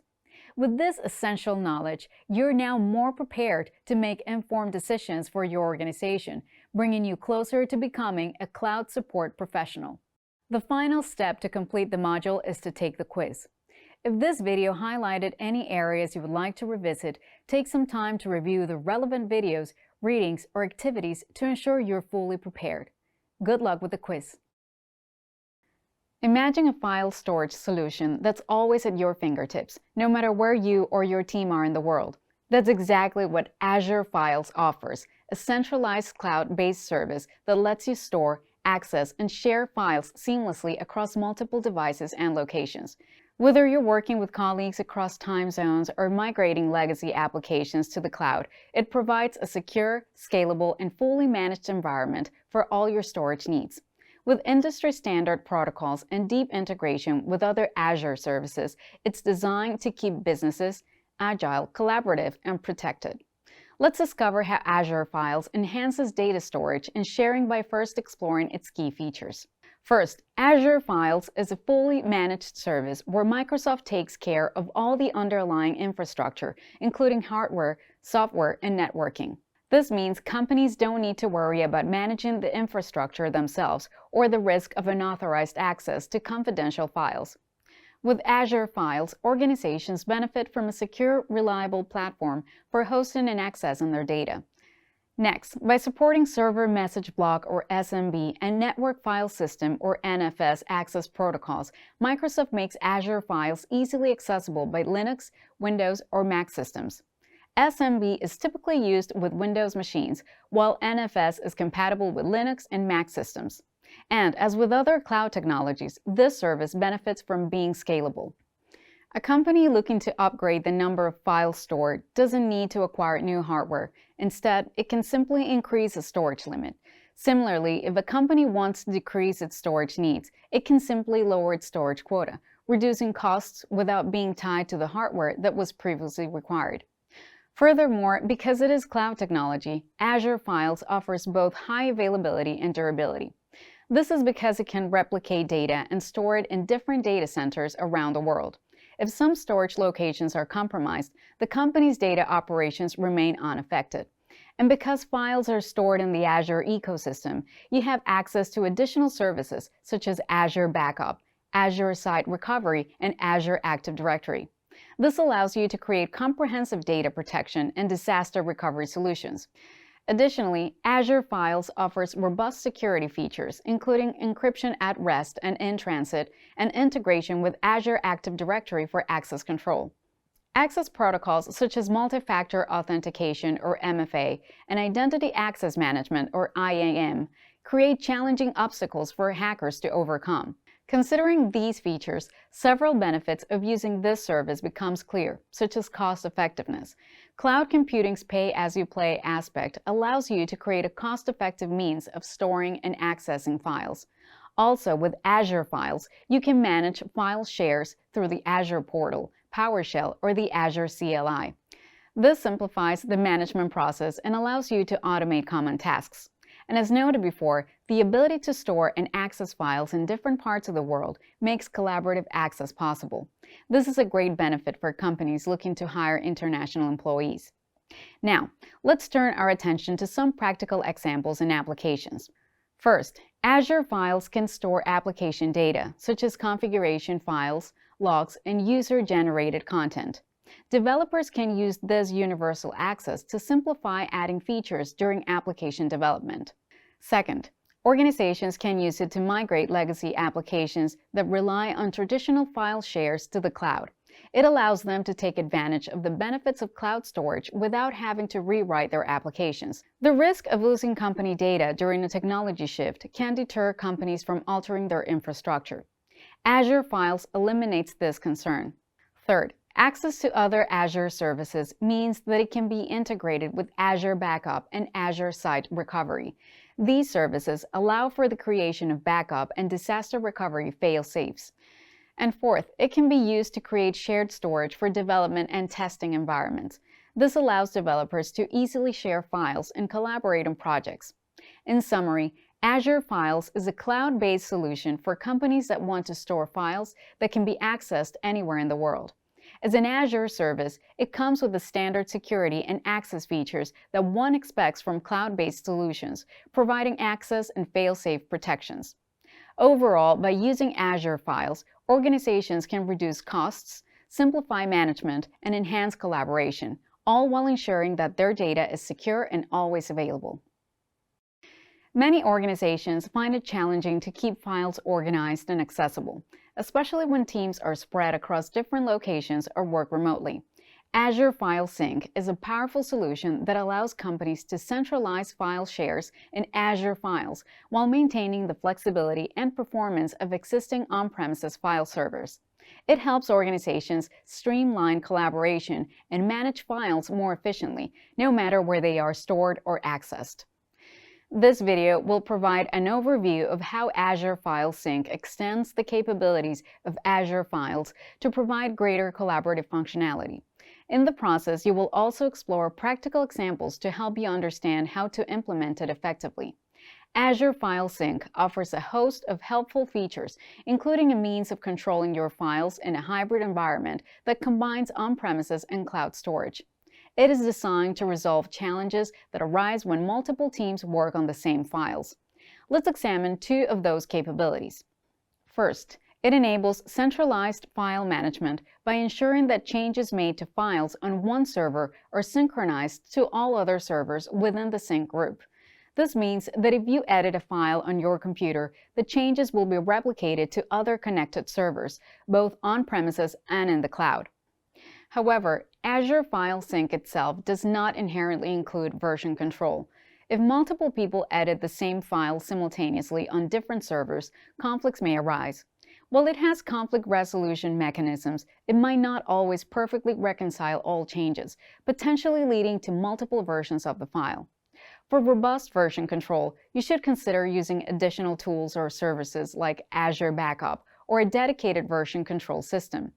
Configuring Azure File Sync to monitor new files stored with Azure Backup can increase file security. This automated backup service provides enhanced protection in case of data issues, ensuring that your files are safe and can be easily restored in the event of data loss or corruption. By integrating Azure Backup with Azure File Sync, you can create a robust cloud tiering solution that automatically stores infrequently accessed files in the cloud while keeping frequently accessed files on-premises. An IT professional would take the following steps to set up such a solution. First, an Azure File Sync service must be created. To do this, navigate to Create a Resource in the Azure portal and search for Azure File Sync. Follow the prompts to create a new Azure File Sync service. Next, to register the server, open the Azure File Sync agent on the on-premises server and register the server with your Azure File Sync service. This will create a trust relationship between your server and the Azure File Sync service. Third, in the Azure portal, create a new sync group within your Azure File Sync service. A sync group defines the relationship between your Azure File Share and the on-premises server. After this, you must add your Azure File Share as a cloud endpoint in the sync group. This will allow the on-premises server to synchronize files with the Azure File Share. Once that step has been completed, you have to add a folder on the on-premises server as a server endpoint in the sync group. This folder will be synchronized with the Azure File Share. Lastly, enable cloud tiering for the server endpoint. This will allow infrequently accessed files to be stored in Azure Files while keeping frequently accessed files on the on-premises server. You will go through most of these steps in the activity later in this lesson. Let's now consider some applications of Azure File Sync. These are scenarios you might encounter in an interview or challenges you are currently facing at work. Consider a company with offices worldwide. By implementing Azure File Sync, the company can ensure that files created or modified in one office are automatically synchronized with the other offices. This system enables the company to collaborate more effectively with fewer obstacles. Easy collaboration is a great benefit, but disaster can strike at any time. It can be caused by a man-made event like a cyber attack or a natural disaster that destroys the site that hosted the company data. Azure File Sync can help you quickly restore your files if this happens. By integrating with Azure Backup, you can ensure that files are protected and can be easily restored from the cloud. Finally, by enabling cloud tiering, you can optimize storage costs by keeping only the most frequently accessed files on on-premises servers. This reduces the amount of local storage required and allows you to take advantage of Azure file scalability and cost-effectiveness. Ultimately, Azure File Sync offers a transformative approach to managing files in a hybrid environment, providing a powerful balance between cloud scalability and on-premises performance. By enabling seamless synchronization, enhancing security with integrated backups, and optimizing storage through cloud tiering, Azure File Sync helps organizations overcome the challenges of distributed workforces and complex file management. Whether your goal is to streamline collaboration, ensure data recovery, or reduce costs, Azure File Sync equips you with the tools needed to keep your files organized, secure, and accessible across all locations. Azure Files and Azure File Sync work in tandem to provide a platform for storing, accessing, and collaboratively managing files online. In this video, we'll explore advanced configurations and optimization techniques to help you maximize the efficiency and security of your file storage and synchronization. By the end, you'll have a deeper understanding of how to fine-tune these services to meet your organization's needs. Advanced Azure Files configurations allow you to tailor its use for specific performance and security needs. For example, you can choose between two types of Azure file shares: Standard, using hard disk drives or HDDs, and Premium, using solid-state drives or SSDs. The Premium option offers faster performance with flash memory for more advanced storage strategies. If you want to fine-tune your system's performance further, you may want to consider advanced caching solutions. For instance, Azure Content Delivery Networks, or CDNs, can enhance performance by caching large files at edge locations, improving download speeds across different regions. For added security, enabling the Secure Transfer option restricts access to HTTPS requests only, further protecting your data during transmission. Additionally, since Azure file shares operate from port 445, ensuring this port is available is crucial for a smooth configuration. However, if direct access is not possible, alternative networking configurations like a VPN or Azure Express route can be implemented for secure connectivity. Azure File Sync extends the capabilities of Azure Files by synchronizing on-premises file servers with Azure file shares, thereby ensuring that data is consistently available across multiple locations. This functionality can be configured to optimize file synchronization and storage according to organizational requirements. For example, multi-site sync synchronizes files across multiple servers and Azure file shares, creating a single source of truth by updating the master file as changes occur. This helps maintain data integrity and accessibility across all locations, supporting advanced collaboration and file management strategies.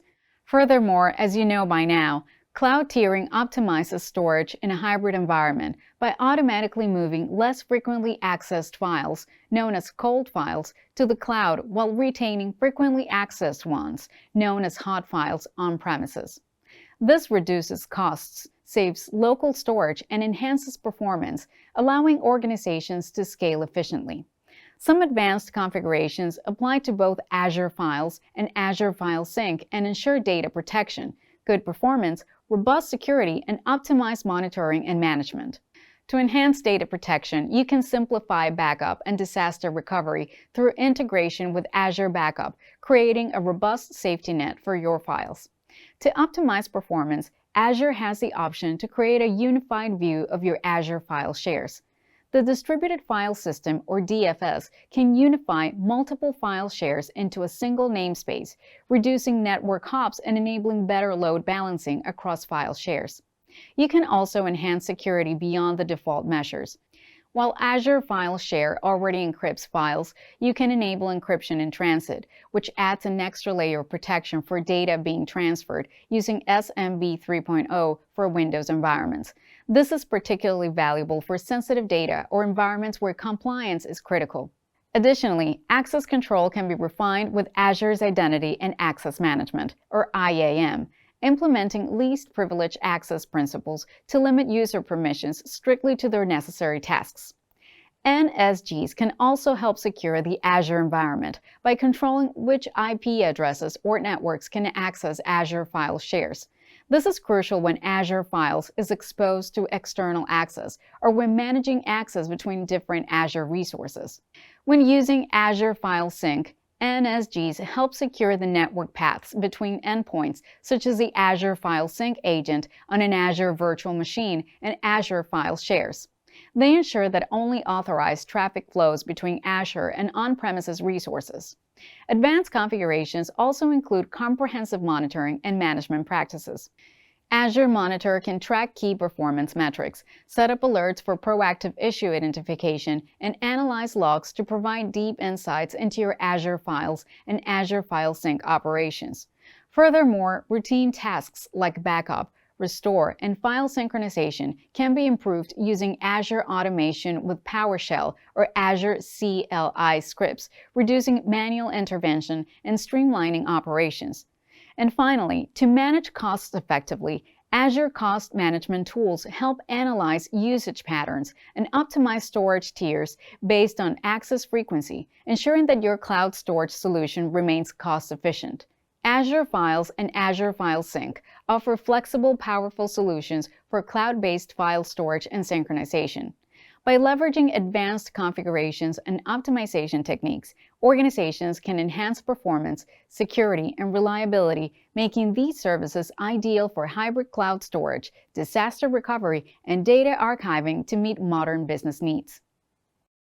Staying connected and having easy access to data is more important than ever in today's business world. With Azure Files, you can manage files in both on-premises and cloud environments, offering versatility and streamlined data access.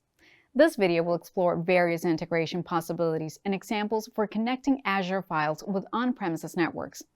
To fully understand these integration possibilities, it's important to review what makes Azure Files such a versatile tool. For example, it provides fully managed cloud-based file shares accessible through both SMB and NFS protocols. The advantage of supporting multiple protocols is that Azure Files is interoperable, meaning it can work seamlessly with different operating systems, such as Windows, Linux, and macOS. This flexibility ensures that it can support a wide range of business scenarios, from hybrid cloud environments to remote access solutions. Let's examine some specific Azure Files integration scenarios with examples of each. One of the primary use cases for integrating Azure Files with on-premises networks is to create a hybrid cloud environment. In this scenario, a company maintains its existing on-premises infrastructure while extending its storage capabilities into the cloud. Consider an organization with an on-premises file server that is running out of storage capacity. By integrating Azure Files with their on-premises network, they can create a new file share in Azure and map it to their on-premises file server. This setup allows the organization to extend its storage capacity without needing to invest in additional on-premises hardware, providing a cost-effective solution that enhances flexibility and scalability. Secondly, integrating Azure Files into an on-premises setup can play a crucial role in disaster recovery and business continuity planning. By replicating on-premises file shares to Azure, organizations can ensure data is backed up and accessible even if on-premises infrastructure becomes compromised. Imagine an organization whose on-premises file servers become unavailable due to a disaster, such as a flood or a fire. By replicating their critical file shares to Azure Files, the organization can maintain access to important data, significantly reduce downtime, and allow for a faster recovery process. Additionally, Azure Backup can be used alongside Azure Files to ensure historical versions of files are available for recovery, further strengthening disaster recovery capabilities. Another common use case for Azure Files is in lift and shift migrations, where an organization decides to move its existing on-premises applications and data to the cloud with minimal changes to the architecture. Azure Files offers a way to migrate file-based applications that depend on SMB or NFS protocols to the cloud without requiring extensive rewrites. For example, a healthcare organization is transitioning its patient management system to the cloud. The system relies on the shares for storing medical records and patient information. By using Azure Files, they can lift and shift the existing file shares to the cloud, enabling a seamless transition while maintaining compliance with data residency and security requirements. Furthermore, Azure Files can provide secure and efficient remote access to file shares for employees working from different locations. By integrating Azure Files with on-premises networks, organizations can ensure that their employees have reliable access to the files they need, no matter where they are. For instance, a global marketing firm wants to ensure that all its employees have secure access to the latest marketing materials and client documents. By setting up Azure Files integration with their existing on-premises network, they create a centralized, secure file share that employees can access from anywhere. This setup not only supports remote work, but also simplifies collaboration across different locations. In conclusion, integrating Azure Files with on-premises networks provides organizations with a flexible and efficient way to manage their file storage needs. Whether extending on-premises storage capacity, ensuring business continuity through disaster recovery, migrating existing applications to the cloud, or enabling secure remote access for employees, Azure Files offers a range of capabilities that support various hybrid cloud scenarios. Azure Storage is a cloud service that provides scalable, durable, and secure storage options for various data types. And Azure Files and Azure File Sync integrate with Azure Storage to create a hybrid storage solution that combines the scalability of cloud storage with the accessibility of traditional file servers. As organizations increasingly rely on cloud storage for their data needs, learning the advanced tools and utilities for configuring Azure Storage is a tangible benefit. This video outlines ways of interacting with the service through the Azure portal, Azure Storage Explorer, Azure CLI, and Azure PowerShell. The access options covered in this video provide different approaches to interacting with the service. While no one approach is necessarily better than another, depending on your task and experience, you may find that one is more suited to your work than another. First is the Azure portal, a web-based interface for managing Azure resources. It provides a comprehensive view of all Azure services and allows for easy configuration and management. Key features include a user-friendly interface that is intuitive and easy to navigate, comprehensive management of all Azure services, and custom dashboards to track metrics such as storage capacity, transaction rates, and latency to monitor and manage storage resources. Here is an example of how you can create a resource group using the Azure portal. When you create a resource group in the Azure portal, you input the desired name directly into a provided field. The portal then converts this input into a script that executes in the background. Additionally, the Azure portal prompts you to specify the subscription for the resource group, which is required information, whereas this is typically set by default in scripting environments unless specified otherwise. Azure portal is best suited for users who prefer a visual, user-friendly interface for managing Azure resources. It's ideal for beginners or for tasks that require step-by-step configuration and real-time feedback, such as creating or managing resources without needing scripting knowledge. Second is Azure Storage Explorer, a graphical user interface, or GUI, that you download and install on your computer. It allows you to manage your cloud storage resources from your desktop by providing a graphical interface for accessing and managing blobs, files, queues, and tables. Its key features include cross-platform compatibility, as it is available on Windows, Mac OS, and Linux. It has a user-friendly interface that simplifies the management of storage resources, and it can seamlessly integrate with other Azure services for enhanced functionality. Since you can install it on your laptop, it has offline functionality, allowing you to continue working if an issue arises with your internet connection. Azure Storage Explorer can be used to upload, download, and manage blobs in Azure Blob Storage. For instance, a user can upload a large dataset to Azure Blob Storage and then use Azure Storage Explorer to manage the data, set access permissions, and monitor usage. Azure Storage Explorer is perfect for managing storage resources offline or when working with large datasets. It provides a graphical interface for uploading, downloading, and managing files, making it suitable for data-heavy tasks and users who need a desktop application. Third is Azure CLI, a cross-platform command line tool that connects to Azure and executes administrative commands on Azure resources. It can also be used from a browser through the Azure Cloud Shell or run inside a Docker container. While similar in style and functionality to Azure PowerShell, which we'll discuss next, Azure CLI differs in its syntax. Built on top of Python, it offers a user-friendly option for developing a scripting approach. It is interoperable, meaning it will run on Linux, Mac, or Windows operating systems. It facilitates the automation of repetitive tasks and supports scripting in various languages, including PowerShell and Bash. Azure CLI can automate the creation and management of storage accounts. For example, a script can be written to create a new storage account, configure its settings, and set up a blob container all in one go. This example demonstrates how to create a resource group using Azure CLI. The AZ prefix indicates an Azure CLI command, and group create specifies the method for generating resource groups. In this command, the resource group is named resource group name and is assigned to the East US region. Although it's not mandatory, it's recommended to set the location close to where the resources will be used to minimize latency and improve performance. Azure CLI is preferred for cross-platform scripting and automation, and it's best suited to DevOps teams who require quick, repeatable deployments of Azure resources across different environments, using command line commands in a flexible and consistent way.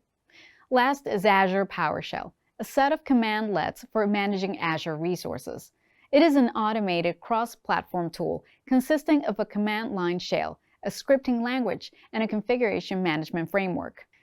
PowerShell is built on the .NET framework and provides a powerful way to automate tasks and manage systems, especially in Windows environments.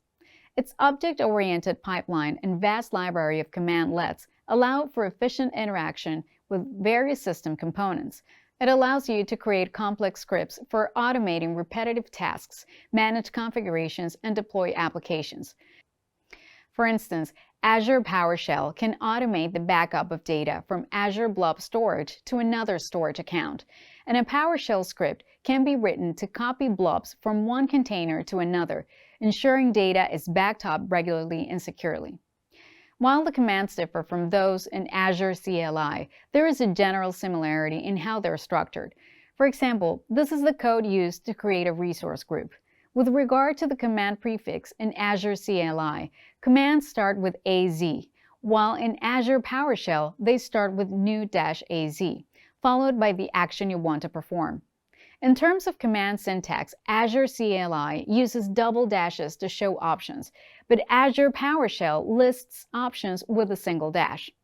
PowerShell is ideal for users who need to automate complex tasks, especially in Windows environments.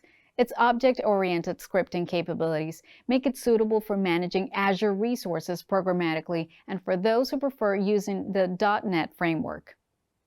Understanding the advanced tools for configuring Azure Storage is essential for efficient and effective management of cloud storage resources. Azure Portal, Azure Storage Explorer, Azure CLI, and Azure PowerShell each offer unique capabilities and features that cater to different needs and preferences.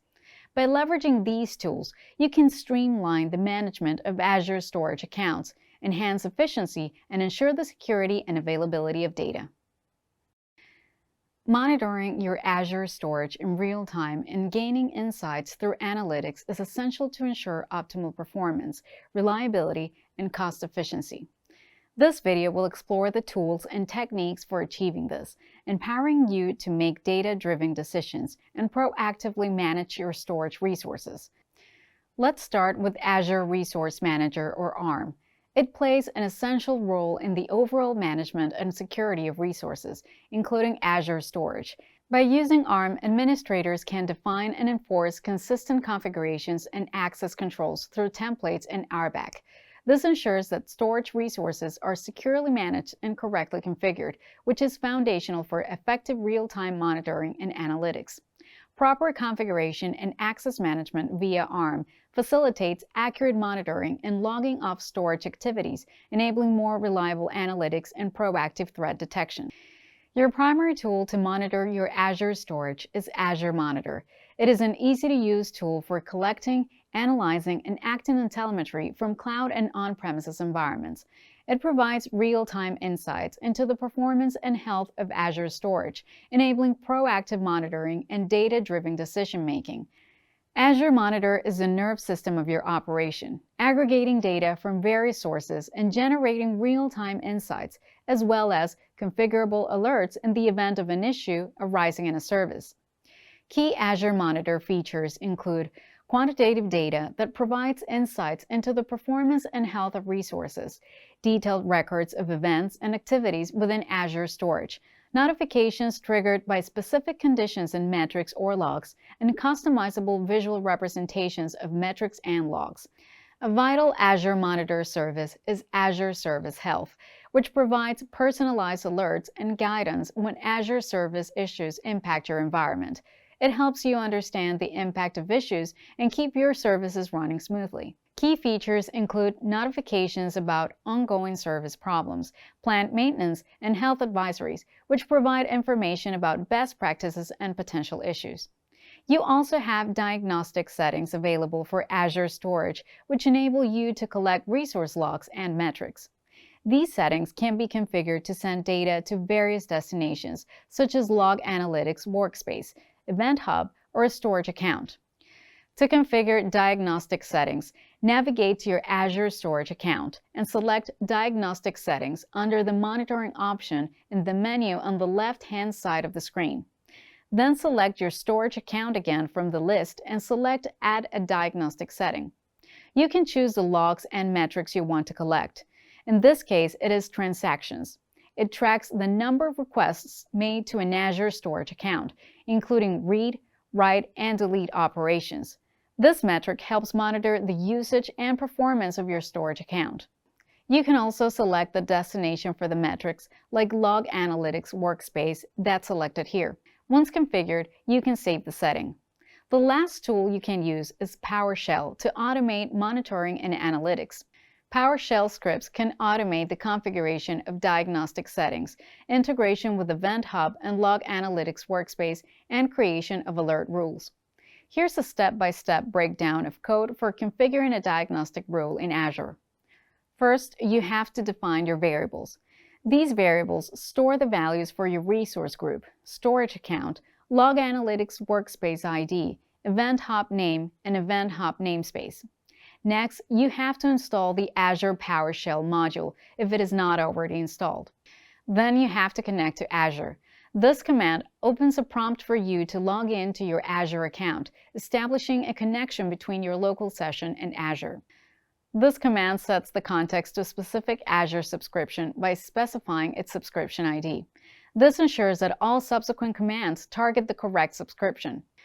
Finally, this script sets up detailed logging and metrics for monitoring and diagnosing the storage account's activities, routing data to Log Analytics and Event Hub for further analysis. Let's break down its components. Resource ID specifies the unique identifier for the storage account resource. It is constructed using the subscription ID, resource group name, and storage account name. Workspace ID associates the diagnostic settings with a specific Log Analytics workspace, where log data will be sent for analysis. Event Hub Authorization Rule ID specifies the authorization rule for the Event Hub to which the diagnostic data will be streamed. Event Hub name indicates the name of the Event Hub where diagnostic logs and metrics will be sent. and logs define which logs to capture and send to specified destinations. In this example, storage read captures read operations on the storage account. Storage write captures write operations. Storage delete captures delete operations. Enabled $$true indicates that login is enabled for these categories. And retention policy specifies whether to retain the logs within Azure and for how many days, set to 0 days and disabled in this case. The metrics have been set to the transaction category, which captures transaction metrics for the storage account. Metric capture is enabled. And for the retention policy, similar to logs, specifies whether and for how long to retain the metrics. Lastly, the output provides a success message upon successful configuration. In summary, real-time monitoring and analytics are essential for maintaining the health and performance of Azure Storage. By leveraging tools like Azure Resource Manager, Azure Monitor, and Azure Service Health, and by configuring diagnostic settings, you can gain valuable insights into your storage environment. Automating these processes with PowerShell scripts further enhances efficiency and ensures proactive management. And integrating with Event Hub and Log Analytics Workspace and implementing alert rules and action rules provides a comprehensive monitoring and analytics solution for Azure Storage. Virtual machines or VMs are the cornerstone of cloud computing, providing flexibility and scalability for hosting applications and services. However, to ensure these VMs perform optimally and securely, it's crucial to understand their networking needs. This video explores essential networking considerations when configuring Azure virtual machines. Let's start with virtual network configuration. Think of a virtual network, or VNet, as your private network within the cloud. It provides a secure and isolated space for your VMs to interact with each other, the internet, and potentially your on-premises network. VNets use a defined range of IP addresses, in other words, address space, which is further divided into smaller segments, called subnets. Subnets help organize your network and control traffic flow between different VM groups. To protect your VMs within these subnets, you can apply network security groups, or NSGs. NSGs are like virtual firewalls, allowing you to control traffic in and out of your VMs. They filter traffic based on source or destination IP addresses, ports, and protocols, acting as a crucial layer of protection. Furthermore, proper IP addressing is critical when assigning VMs to subnets and applying NSGs. Each VM needs a unique IP address within its subnet. You can assign these manually or use the Dynamic Host Configuration Protocol, or DHCP, for automatic allocation. Proper IP addressing is key for avoiding conflicts and ensuring your network can scale effectively. Once your virtual network is configured with proper address space, subnets, and NSGs, it's important to ensure that traffic is efficiently distributed across multiple VMs. This is where load balancing comes into play. By distributing incoming traffic evenly among VMs, load balancing prevents any single VM from becoming overwhelmed, enhancing your application's availability and responsiveness, particularly during peak traffic periods. After setting up load balancing to ensure traffic distribution among your VMs, it's important to consider how these VMs connect with your on-premises network in hybrid cloud environments. Technologies like VPNs and ExpressRoute enable secure, reliable connections between your Azure VMs and on-premises resources. This seamless integration is essential for maintaining consistent performance and access across your entire infrastructure, ensuring that load-balanced VMs can also interact efficiently with resources outside the cloud. Once your VMs are securely connected to on-premises networks and load balancing is in place, continuous monitoring becomes essential. Monitoring tools help you track traffic flow, identify bottlenecks, and address performance issues before they impact your application. As you manage your network configurations for Azure VMs, it's critical to understand how identities can affect security. In the context of VMs, user set and system set identities ensure that only authorized actions are performed, especially when automating network tasks or scaling infrastructure. Azure assigns identities to resources, allowing them to interact securely with other Azure services. This prevents hard-coded credentials and minimizes risks from credential exposure.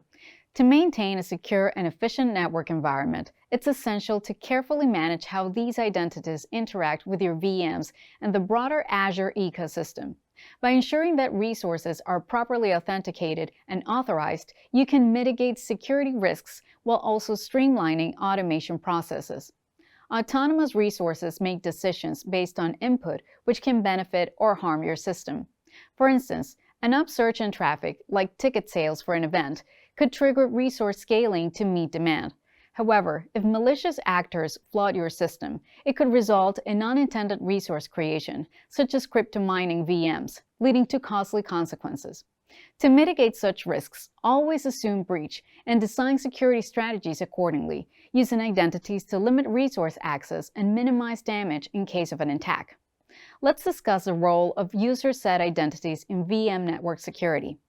User-set identities are manually created by administrators to control access to resources, providing flexibility but requiring careful management.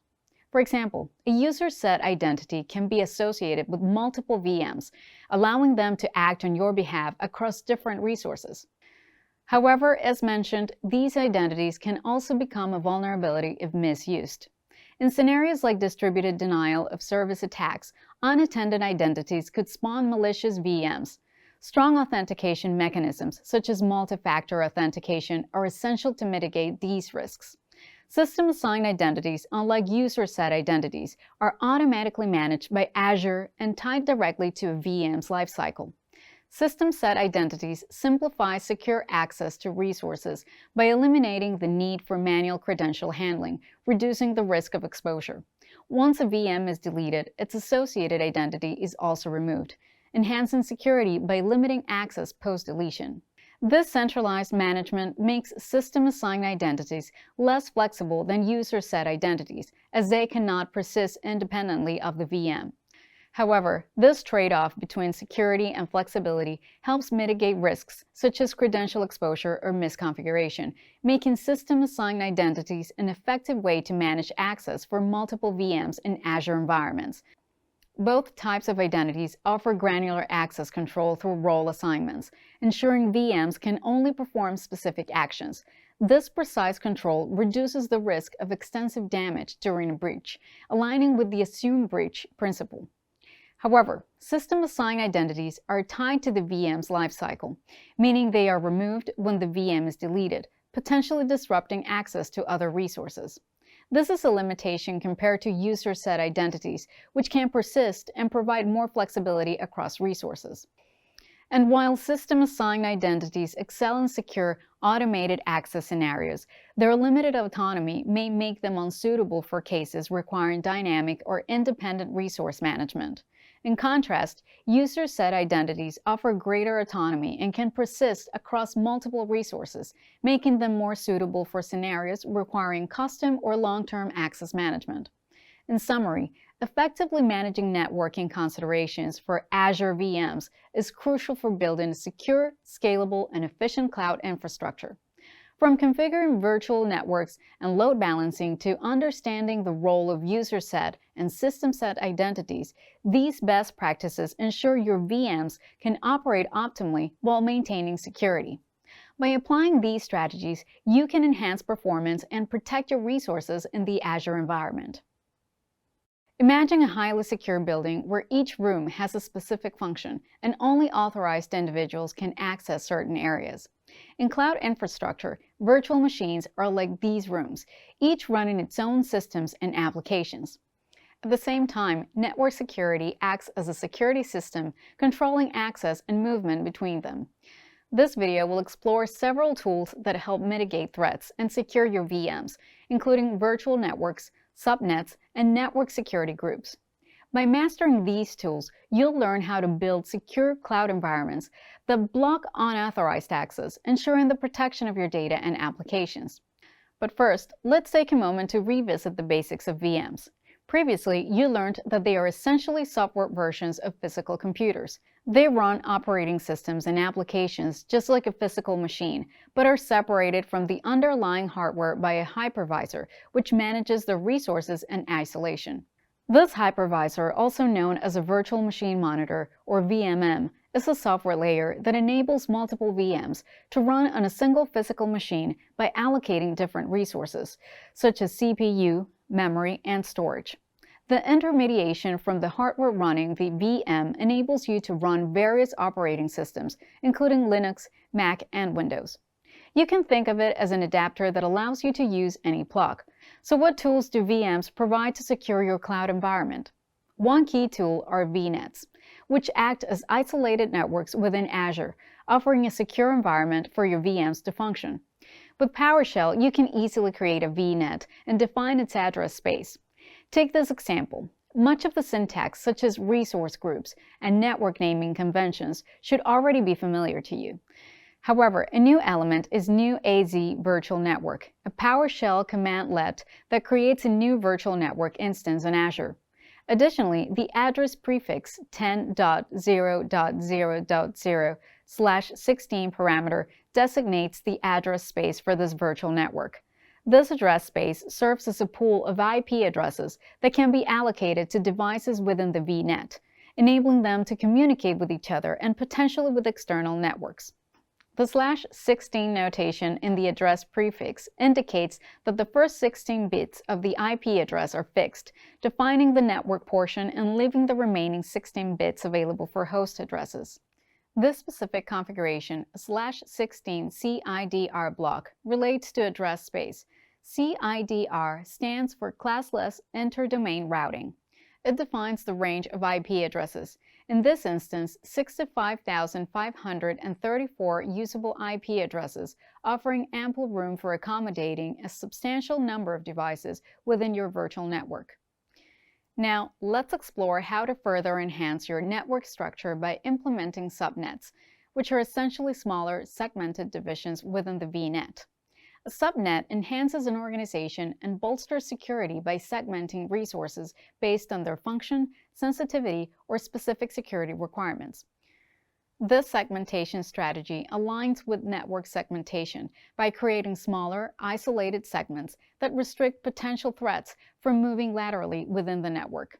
For instance, VMs handling sensitive financial information in a corporate setting could be placed separately from those running less critical applications. This approach significantly reduces the potential impact of a security breach by containing the attacker's access to a limited portion of the network. Next, firewalls and NSGs are critical to maintaining your network security. These tools monitor and control incoming and outgoing traffic based on predefined security rules. Firewalls are deployed at both the network perimeter and the VM level, creating multiple layers of defense. NSGs, on the other hand, are specifically used at the subnet level, acting as virtual firewalls to regulate the inbound and outbound traffic to your VMs, providing an additional layer of security within your network. By defining rules within these NSGs, you can permit or deny specific types of network communication, enhancing the overall protection of your virtualized infrastructure. You can create an NSG using the following example code. First, using the commandlet new AZ network security group, create an instance of the NSG, which is then assigned the name myNSG.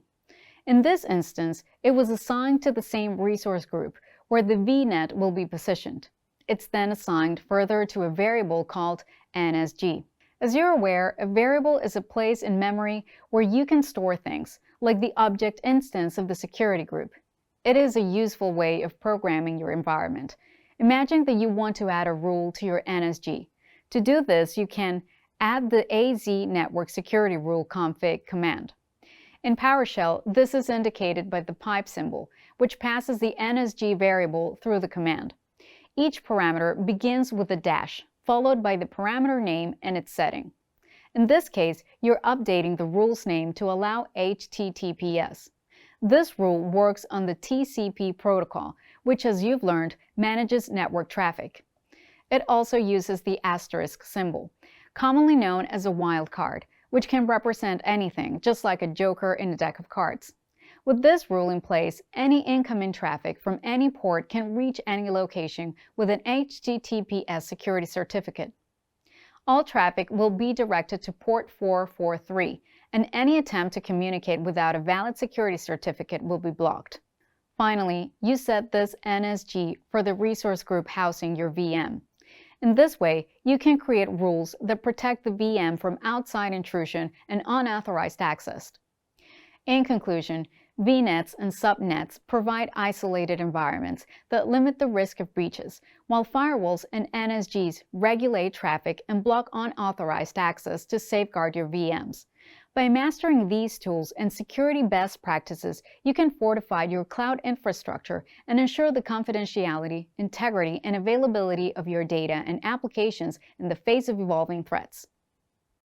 Congratulations on completing this module. You've made significant progress and gained valuable skills in configuring Azure Storage security. Throughout the module, you covered a range of advanced topics that will allow you to manage and secure Azure Storage more effectively. Let's take a moment to recap the key concepts you've learned, ensuring you're fully prepared for the module quiz and are ready to apply these skills in the real world. You started the module by exploring Azure Files, a powerful tool that provides fully managed file shares in the cloud. Azure Files simplifies file sharing by offering cloud-based file storage that can be easily integrated with on-premises environments. You also learned that Azure Files is an ideal solution for businesses looking for seamless cloud-based file storage. Next, you studied Azure File Sync, a critical component for hybrid cloud environments. Azure File Sync enables you to centralize your organization's file shares in Azure while keeping frequently accessed files cached on local servers. This functionality is crucial for companies needing to maintain both cloud storage efficiency and on-premises file access. The focus then shifted to securing Azure files and ensuring that data integrity and access control are maintained. You explored advanced security settings for Azure files, learning how to implement and enforce security policies that protect your storage data. Additionally, you covered key security practices, such as using Azure Entra ID for authentication and access management. Following this, you explored network configurations for Azure, learning how to integrate Azure file shares with on-premises networks. This allows for flexibility in file access, supporting hybrid work environments and efficient collaboration.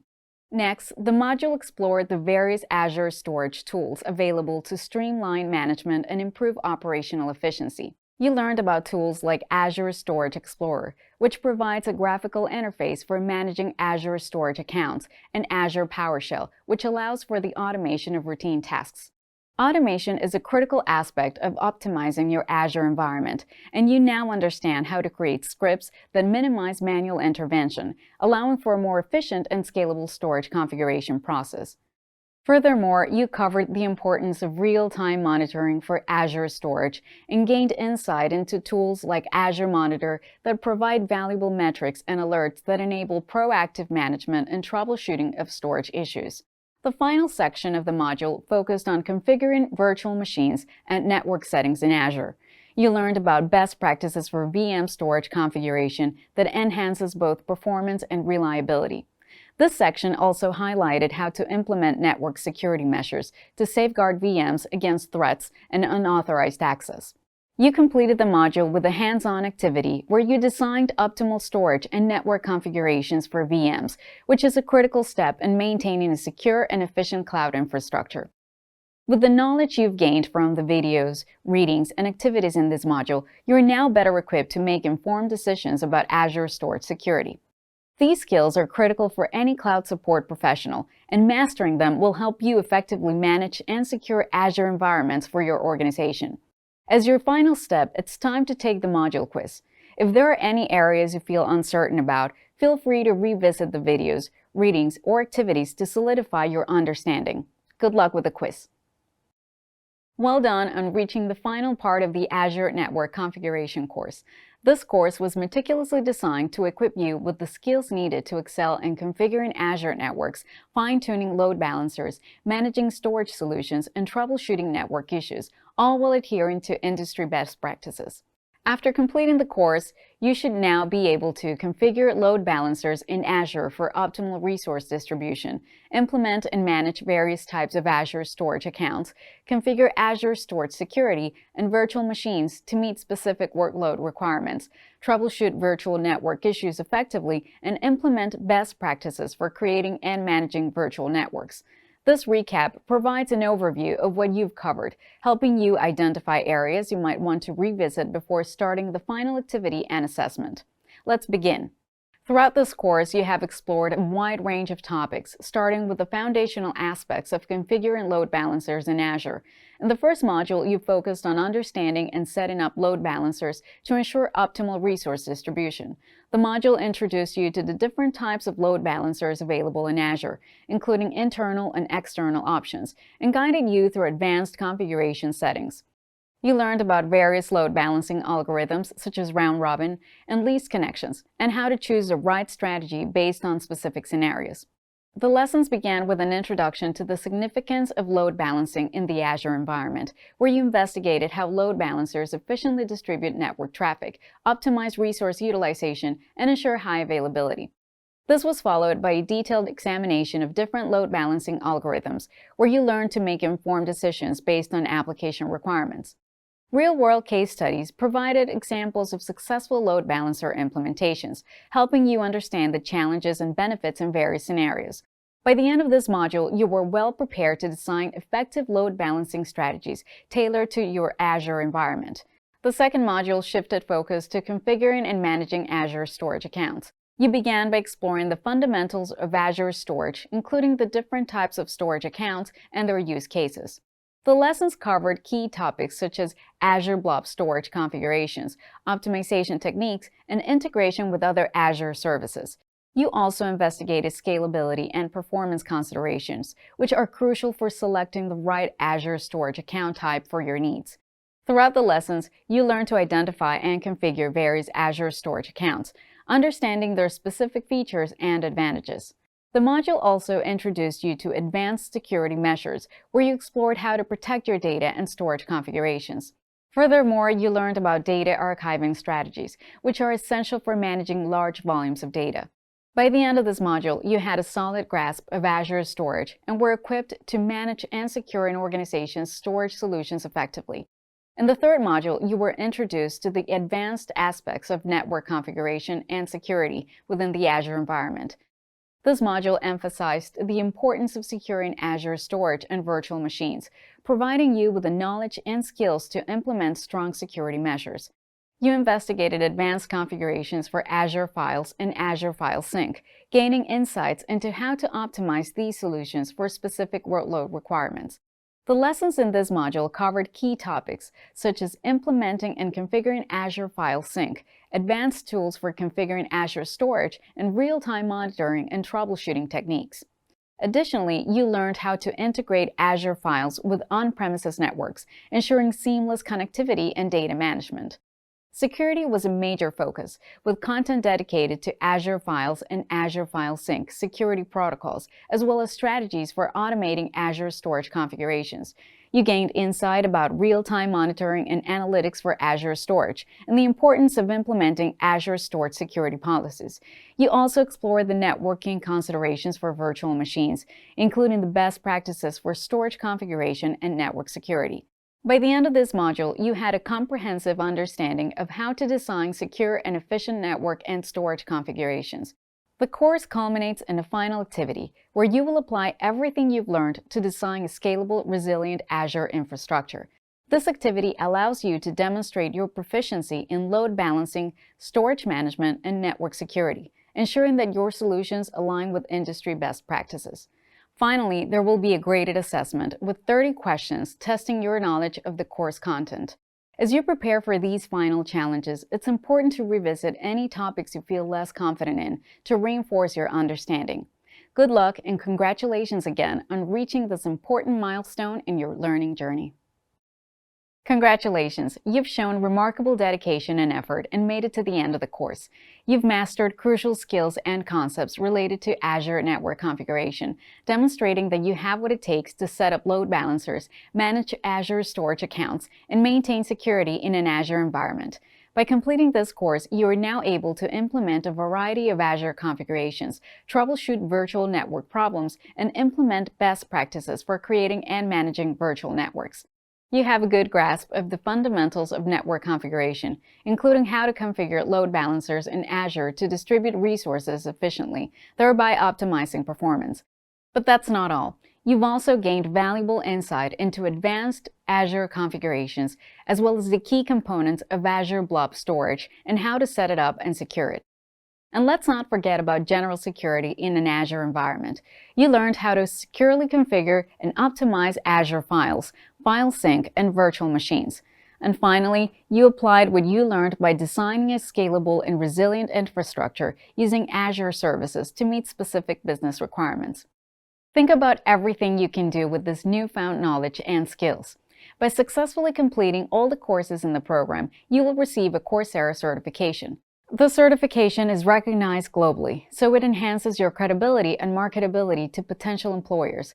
It serves as proof of your job readiness and can be shared with your professional network, and it demonstrates your commitment to continuous learning and professional development.